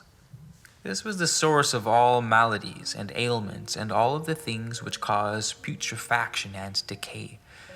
This place had been closed off from earth, for it existed in another realm beyond the ken of mortals. But it had been brought into attunement with earth when a forbidden act was accomplished. Thus the bodies of mortals became susceptible to influences from the baleful place. To this and similar parts of the other world the wicked would be drawn when they passed through the grim gates of death, but Habaris taught a different conception of wickedness, one where lack of effort, indolence, and indifference to duty and obligations, the taking of the easy path, were just as wrong as actual deeds of wickedness. He taught that men reach the true goal of life by transmuting lust-love into true love, that true victory is gained only over the defeated bodies of their vanquished passions and baser selves. These and many other things were taught by Habaris, but many of his teachings displeased the people of Caucasus, who were then, as they were before Herthu's forefather was led away. So Habaris concealed many things from them and taught by simple tales things within their understanding. He taught them the mysteries concerning the wheel of the years, and divided the year into a summer half and a winter half, with a great year circle of 52 years, 104 of which was the circle of the destroyer. He gave them the laws of the wheel and woe, and established the folk feasts of harvest tide and seeing tide. He taught them the ritual of Ulyssodoi. But Habaris instructed Herthu in the ways of the other world. He taught him concerning the 3 rays from the central invisible sun, which manifest all things, upholding them in stability of form. Also concerning the oversoul which filled everything in creation, as the soul self filled the mortal body. This soul self, he declared, suppression of the baser instincts within mortals. It was strengthened by development of feelings of love between man and woman, and between these and their kindred, by the appreciation of beauty and devotion to duty, by the development of all qualities that pertain to humans and not to animals. Herthu learned that the soul self is quickened by soul substances outflowing from the Godhead, that the strong soul is transformed and molded to the soul's desire, but the weak soul is not its own master. It is flabby, unstable, and is pulled into a state of distortion by its own vices. In the afterlife there is unbounded joy for the entry of a noble soul. It will glow with splendor and stand out proudly. The mean soul of the wicked is dull-hued, twisted, and drab, and being drawn towards its own compatible state, it shrinks into the dark places. When Herthew had barely crossed the threshold of manhood, black-bearded spearmen began to ravish the borders of Caucasus. And Idalvar, king of that country, called his fighting men together, and when word came to Herthew, he prepared to depart. But Habris bid him stay a while, for he was unprepared for battle. Then Habris prepared a strange fire with stones, unlike any fire seen before, and when it burnt, lo, he plucked out that which is called child of the green flame, and he beat it out so it became a blade. This he fitted to a horned hand grip, and when it was edged and blooded, gave it to Herthew, saying, Behold, 'tis Lena the bitter biter, faithful servant of he who strikes hard and true. Then he made a shield of wicker covered with oxhide and a cap of hide, which came down over the face and neck. So equipped, Herthew went to the encampment of Idalvar, taking 8 fighting men with him. In those days men fought with hand-thrown spears and clubs, with flung stones and sticks sharpened by fire and weighted, but they did not close in the battle clash. So when Idalvar saw the battle blade of Herthew, he wondered, and it passed his understanding. But when he saw Herthew close on the battlefield and foemen fall before him, he was amazed. No man about the king could understand the making of such weapons, offspring of fire and stone. But Habris made others, and Herthew became the king's right-hand man and the first hero of the noble race. The king offered Herthew his daughter's hand in marriage, but Herthew declined, saying, The days of my manhood are not yet fulfilled. When the war-filled days had passed, Herthew withdrew to the place where Habris made the bright battle blade, and already he had taught the mysteries of their making to others, sealing their mouths with magic. But Herthew was less concerned with the weaponry of war than the mysteries of life and the battles of the spirits beset by the battle brothers. And these were the things they learned from his mouth. Beyond God there is an absolute which no man should try to understand, for it exists and has always existed in a state beyond man's finite comprehension. It is from this absolute that God, the ultimate in all perfections, was engendered. To create, God first visualized in thought. Then he produced an outflowing wave of power, which, in a manner of speaking, solidified what might be called building stones. The outflowing power also produced the celestial hymn, which brought the building stones together in harmonious forms. So it is truly said that all creation is the harp of God, and it responds to his song and manipulations. It is an everlasting unfoldment. The voice of God can also be heard in the voice of his beautiful daughter, who endows all growing things with life and beauty. There is a divine purpose in creation, which may be known only to the few. This knowledge is the key to all unanswered questions. Acquiring it is like the drawing back of heavy curtains which have kept a room in gloomy half-light. So all things suddenly became clear and distinct. He who gains this knowledge knows the grand secret, the answer to the riddle of the ages, and knows beyond a shadow of a doubt this divine purpose and the divine secret concerning it. It is called Gwenkelva. Apart from Gwenkelva, God gains nothing from his creation except that as a being possessing infinite love and goodness, he must have something to receive the gift of love and respond to it. Even among mortal beings, who was there that could find satisfactory fulfillment in self-love? Also, he needed something wherewith he could contract himself, some medium wherein he could perform, and this is creation. Creation is also for mortals the school of life, the training ground for godhood. There are 3 circles of reality, 3 realms, 3 stages of existence.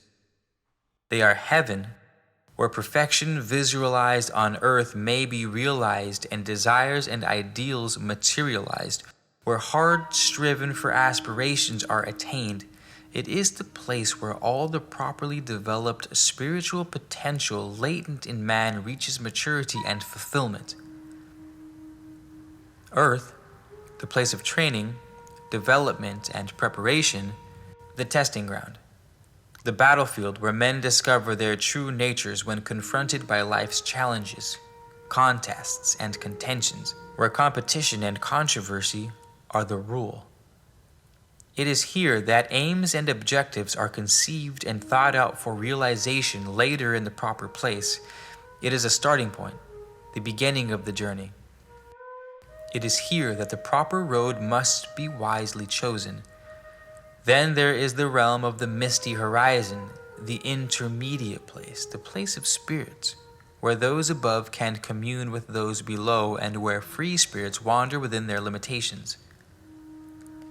These things which Habaras taught in those far-off days have been rewritten in transmission to accord with our understanding, but it is unwise to voice them in these troublesome days, when words become snares to entrap the unwary.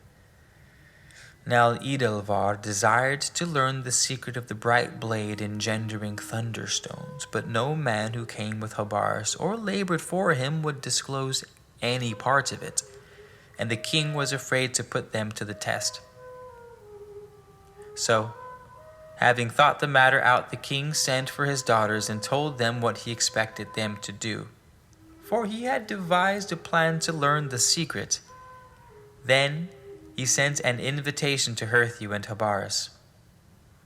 When they arrived at the king's encampment, they found a great gathering in their honor, and the king's daughters favorably inclined towards them, one smiling upon the Herthu and the other upon Habaras, who was at the age of hoary-headedness. Though at first Habaras was indifferent and wearied her, the king's daughters pandered to him, encouraging even his follies, setting out to charm him with her wit and beauty. It was no great length of time before her womanly wiles ensnared the heart of Habaras, and thought he was almost ripe for the surrender of secrets. The damsel's efforts had taxed her, and the game became tiresome. So there came an evening when she could not endure his company. In the midst of the merrymaking, when the ale bowls had made many rounds and the sound of song and story was at its height, she slipped away with a young battleman who attended upon her father.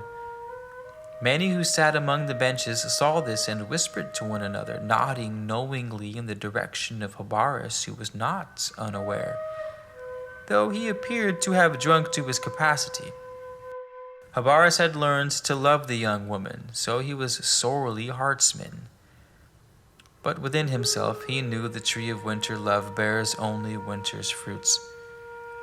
Yet he made no excuses to himself for her, thinking perhaps it was just some girlishness with no more weight than a floating feather. Nothing of serious import, for it was true the merrymaking was better suited to the natures of men than the natures of women. Maybe, he thought, it is just an innocent indiscretion. So when the day came to its fullness and those who had made merry went heavily about their tasks, Habaras approached the king and asked for his daughter's hand in marriage. He said, "Your daughter, Clara, has delighted me with her winsome ways. She has charmed me with her gaiety and beauty. She has displayed much pleasure in my company. Surely I have not misread the signs." The king was not overpleased, for though he greatly desired to know the secret of the bright blade, he had not intended giving his daughter's hand to Habaras, but neither did he wish to offend him. Therefore he was wary in reply, saying, "It is the custom for any suitor for a high-born woman's hand to be himself high-born and worthily battle-blooded. Yet such is my affection for you that I would not let even the custom become a bar to this marriage. And you may be a battle-blooded man among your own people. But let us not enter lightly into this thing, for the girl is still young and wouldn't be well if you established yourself favorably with her. She will be a worthy wife indeed, for she is one who is ever ready to learn, one with an inquiring mind. Nothing gives her greater pleasure than the acquisition of knowledge. So the matter was left. Now, some days later, the Edelval and his retinue, accompanied by Herthu and Habaris, went to the gathering place for folk feasts, some 5 days' journey away. People were accustomed to meeting here every 13 moons to celebrate the season of fruitfulness, many coming a great distance. Beside the gathering place was the compound of a fair-framed seer and warlock called Gwyddon, who in the fullness of the moon on the third night would prophesy events for the forthcoming year. Edelvar and those with him presented their gifts and took their places before the compound. Presently, Gwyddon came out cloaked in the skins of wild dogs with a horned crown and a skull-headed staff. He seated himself before a small fire into which he threw prescriptions, making a cloud of smoke which completely enveloped him. When this had drifted away, he seemed to be asleep, but after a while he lifted his head. Then, raising himself up, he started to prophesy. He talked a while of small matters, then told of dangers to the people through enemies who would bear down from the Northlands. He prophesied a great bloodletting, telling people they could be saved by a great war leader, a king knowing the secret of the bright blade, himself a war wielder of one. He exhorted the people to bestir themselves and prepare, wasting no time in finding their leader. No man among the people knew the mysteries of the bright blade except Habaris, but he was not a man of battle, and Herthu was not highborn among them. So they talked long, and they talked in tangles, failing to resolve the issue. It was then decided. Each should go his own way, but they should meet at the same place again at the next full moon, when Gwyddon would be able to help with their decisions. When Edelvar returned to his encampment, he was no longer hesitant about the marriage of his daughter, ordering that it should take place forthwith. But he stipulated that Habaris must initiate him and his sons into the mysteries of the bright blade immediately. This being agreed, arrangements for the marriage were put in hand. Habaris and Clar were married, and Edelvar and his sons partially initiated into the mysteries of the bright blade. For the king was told it would take some time for the initiation to be completed. So when they next went to the meeting place, Edelvar was proclaimed the war leader, with his sons to follow according to their ages, should he fall in battle.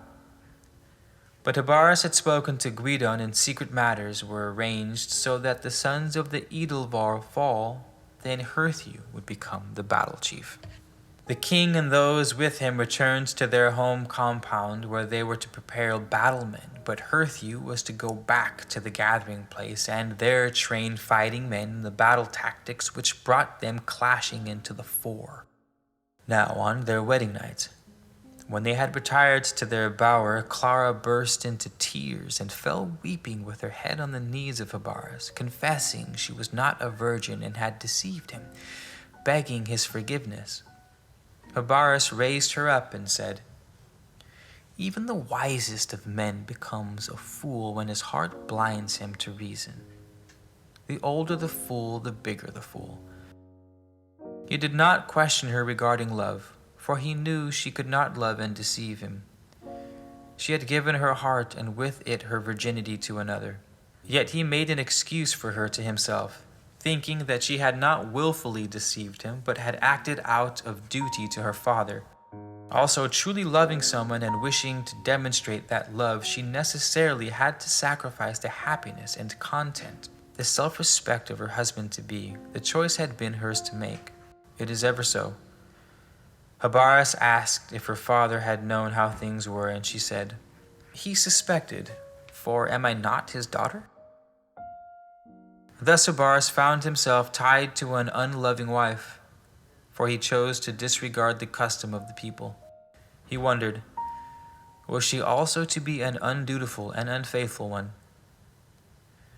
A woman reserves herself for her husband, or she does not, according to her marriage criterion. A woman reserved for marriage is one unlikely to be unfaithful. A woman easily come by before marriage is no less attainable afterwards. For if she says love is the criterion, then she measures by something understandardized, which may figuratively vary from 1 inch to a mile. A man declaring his love may have seduction in mind or a lifetime of protective devotion. The marriage proposal determines the difference and establishes the intent. After the marriage, the king showed little concern for Habaris, for he kept Clara's young battleman in his retinue when he should have dispatched him elsewhere. Nor did Clara maintain the restraint and decorum which dignifies wifehood, except in her outward manifestations, which is no more than a deceptive crust disguising the polluted love beneath. Thus Habaris bore the shame of belittlement in the eyes of men, for Clara was furtively unfaithful. Habaris visited Herthy, and on his return told the king that he and his sons would not receive their final initiation.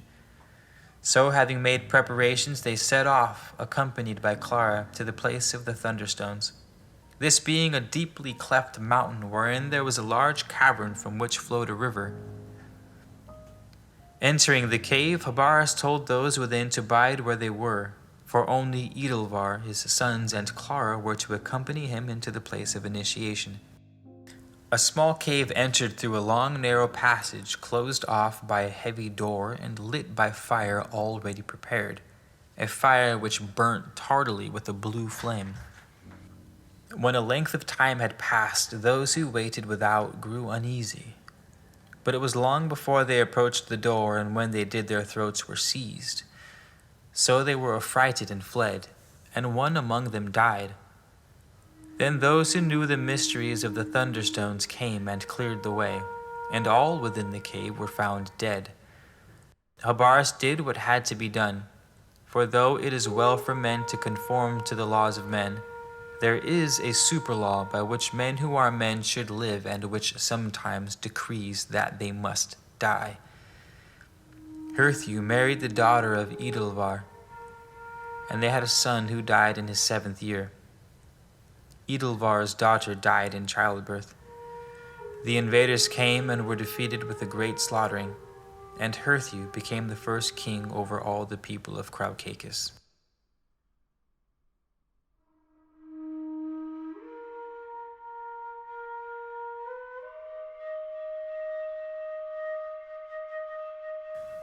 Chapter 8. Guinevere. Maeva, one time wife of Dedam, found refuge among people of Ardis, where she gave birth to Guinevere, the cuckoo child. But as the child grew, it was seen that she had red hair.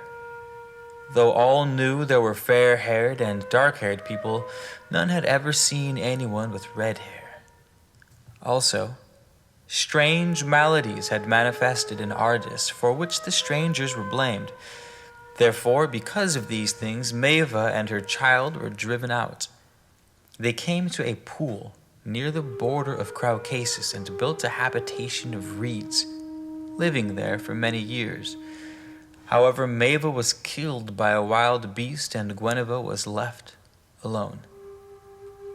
But she learned much from familiars who came to her, and so she became a sorceress.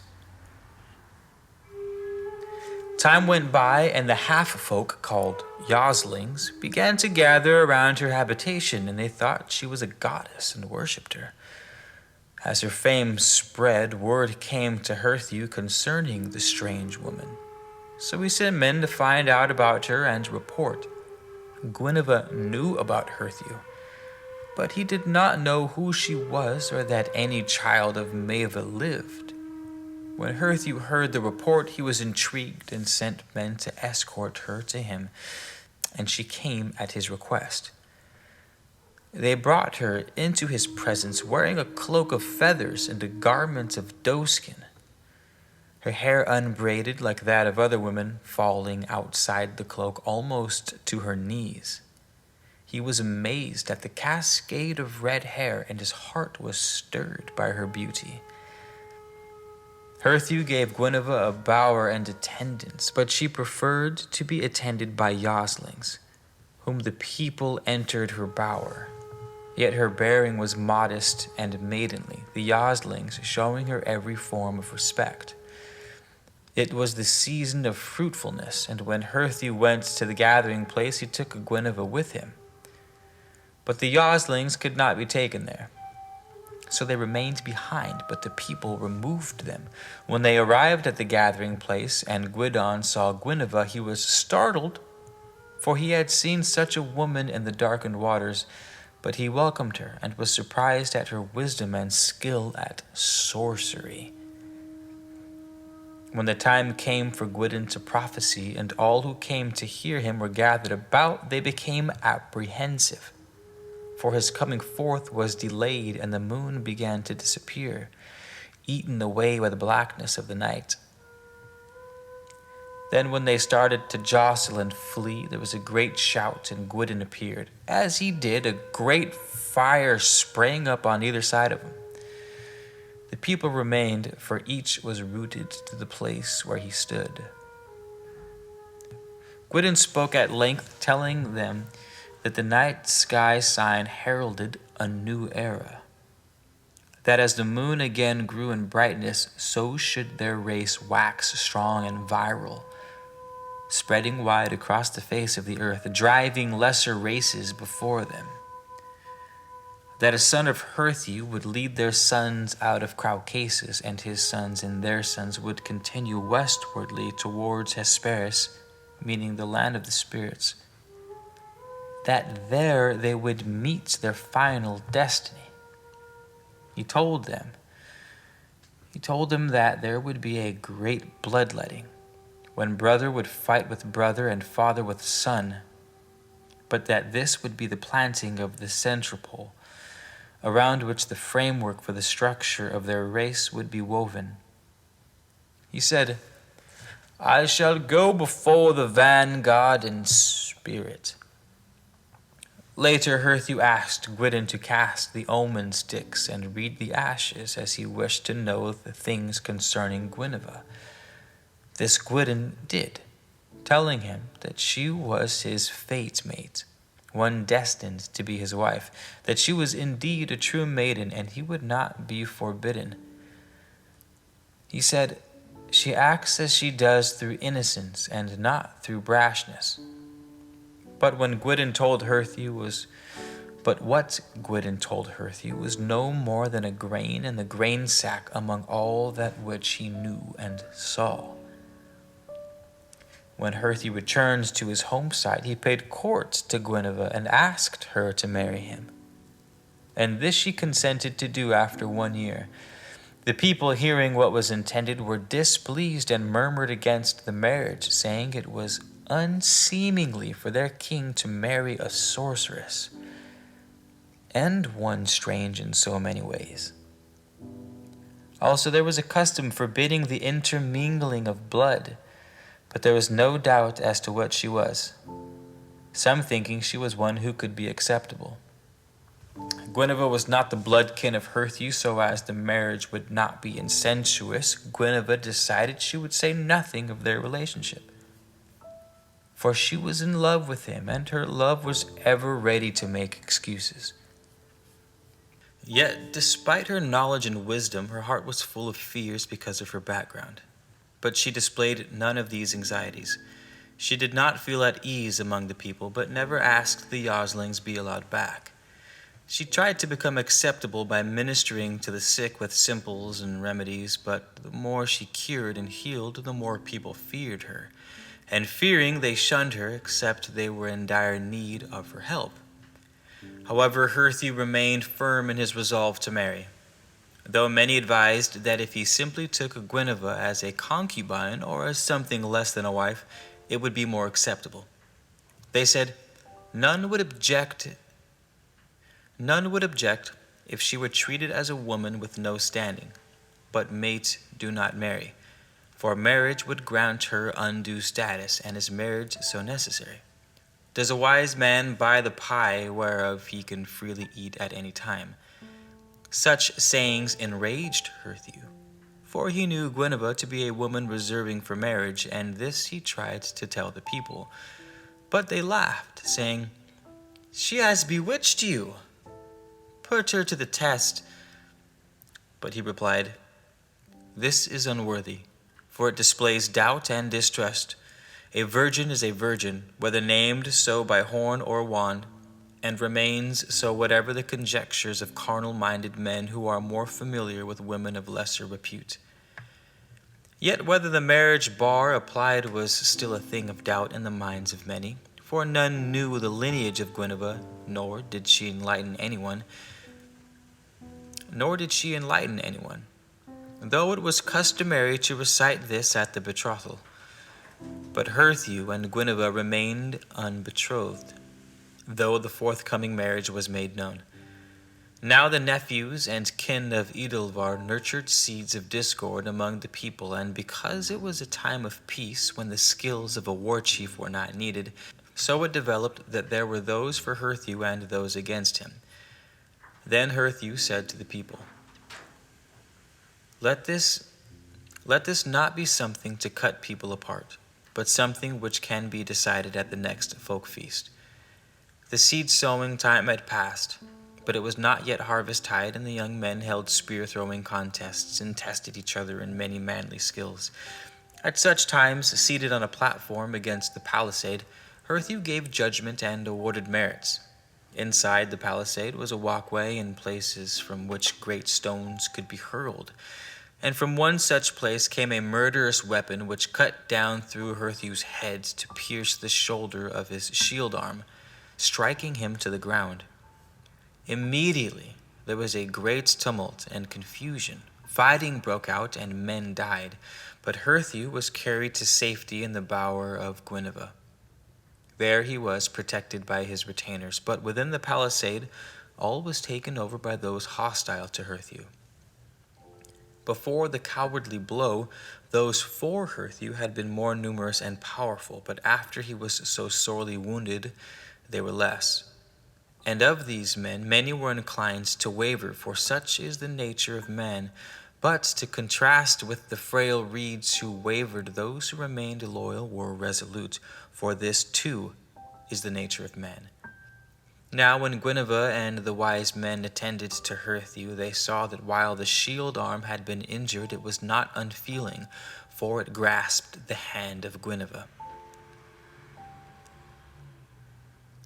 But this the sword arm could not do, though it was uninjured. Therefore they knew the slaughter-bent weapon was charmed, and no woman could remove such enchantment, nor could the wise men, for they were unblooded. In the days that followed, the enchantment caused demons to enter through the wound and take up their abode. So Herthew was tormented and his body racked before subsiding into the quietness which precedes death. The demons had abused Guinevere and called her foul names and cried out in loud voices against people so that they should abandon their king. The place where Herthew lay was near the lakeside, and in the lake was an island called Inscris, meaning Isle of the Dead, where those about to die were taken, as well as the dead, before being consigned to the waters. For the people believed that those given into the lake went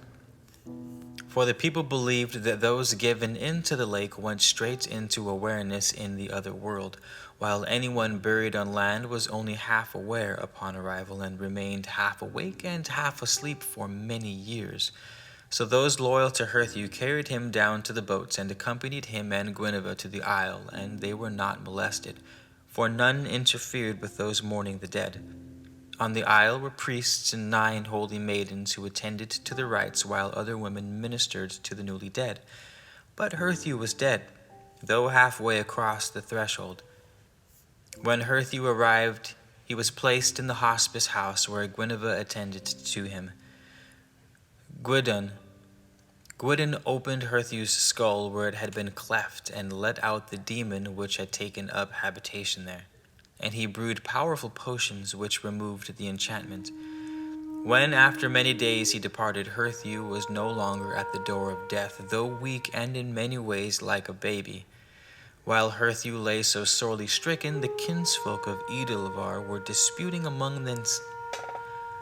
While Herthew lay so sorely stricken, the kinsfolk of Edelvar were disputing among themselves, and this led to fighting and battles. But none came near the isle to harm Herthew, because it was a sacred place and gave him sanctuary. When it came to the time of the folk feast, there was a great battle at the gathering place of Gwydion.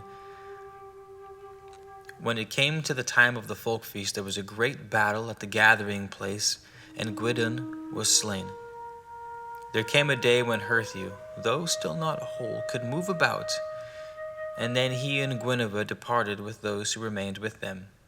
They were married before leaving their isle of sanctuary, and they fled to a place far off where, as the years went by, Herthew became whole again, and Guinevere gave birth to sons and daughters.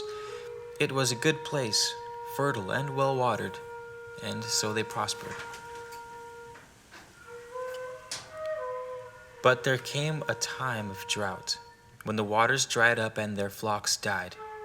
So Herthew sent men to Caucasus, and these came back saying that there too the land was stricken and people distressed.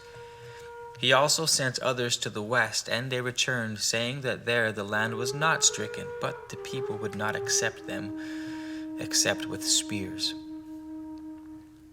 Herthew then sent men back to Caucasus to tell people there of the plenty which lay to the west, and there they came back with a war band led by Itylus, and many people followed. Herthew could no longer bear weapons, and his sons were as yet young and unblooded. Therefore he gave his 2 sons who were of sufficient age into the keeping of Itylus, so that they may learn the art of war. And they followed him loyally, becoming men of valor in the conflict which ensued. Many people left Caucasus and settled in the land lying to the west, and Herthew and Guinevere also settled there. Time passed, and Herthew became renowned for his wisdom, and Itylus, king of Arania, honored him with lands and servants. Herthew's 2 sons, who had followed the king and were twins, married the king's 2 eldest daughters, who were also twins. This caused problems, for the king, though having 3 wives, was sonless. Therefore the twin sons of Herthew became his heirs. The king was perplexed, for the 2 men could not rule together, and both were of equal standing in his eyes.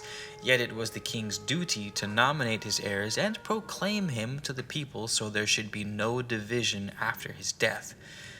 Therefore Itylus consulted Herthew as to how the judgment should be made, and Herthew said, "Let fate decree who shall be king." In Arania, the people gathered 4 times a year for the folk feasts. At such times, it was customary for new laws to be proclaimed, judgments given, and all courteousness issues settled. So before the next folk feast, Herthew prepared a man-made stone from sand, clay, and other things. And while it was still soft, he set the hilt of his great sword, Dislana the bitter biter, into it. And when the stone was hardened, Dislana was fast. The sword-implanted stone was then set down near the place where the king gave judgment. Around it was drawn a wide circle bisected across. On the day when the people were first assembled to hear his words, Itylus told them of the perplexity over the problem occurring between the twin sons of Herthew and his daughters. On the day when the people were first assembled to hear his words, Itylus told them of his perplexity over the problem concerning the twin sons of Herthew and his daughters. He said, "So the people are not divided, and the kingdom rent by strife. It is well this matter be settled now. Therefore I am setting a fair test involving no men other than these 2 whom I hold equally dear. Whichsoever of them shall remove their father's great weapon from this stone, so he frees it and grasps the hilt, shall become my lawful heir, with the other being to him as a younger brother. They will each try in turn during the duration of the fall of a feather, the first trier being the one who casts his bracelet over the blade. Then each of Herthew's sons were placed in a spot where the bisecting line joined the circle. So they stood opposite each other, and each had 3 bracelets. They threw until each one encircled the blade with his bracelet. Then this one tried to withdraw the weapon with his hand, but could not because of the sharpness. The other tried by placing his 2 palms on each side of the blade, then pressing them together while lifting, but he could not move it either. The first one tried again, copying what he had just been done more powerfully, so the stone almost lifted off the ground, but the sword did not leave the stone. Then the other approached the stone, but this time he put his hands under the edges of the stone, so he could lift it in his arms, and he dashed it down over a rock which was nearby, so it broke asunder. He then picked Dislana up by the hilt and brandished it over his head. The people acclaimed him while his brother grasped his arms in congratulations. Thus, by the wisdom was the problem overcome.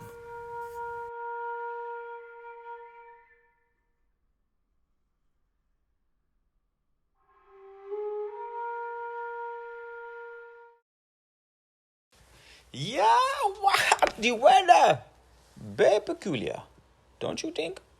You heard the sword and the stone, right? Welcome back. It was interesting. Was it not interesting? So that's book 1. That was book 1 of the Kolbrin Bible.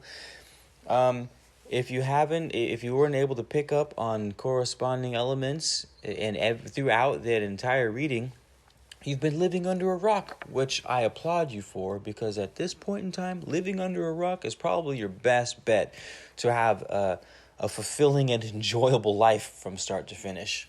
It's weird out here, man. It would be nice to actually, can I come over? Can I come hang out with you under your rock? Because there's nothing more than I would rather do right now than make under a rock in the forest with, by candlelight and music. You know what I mean?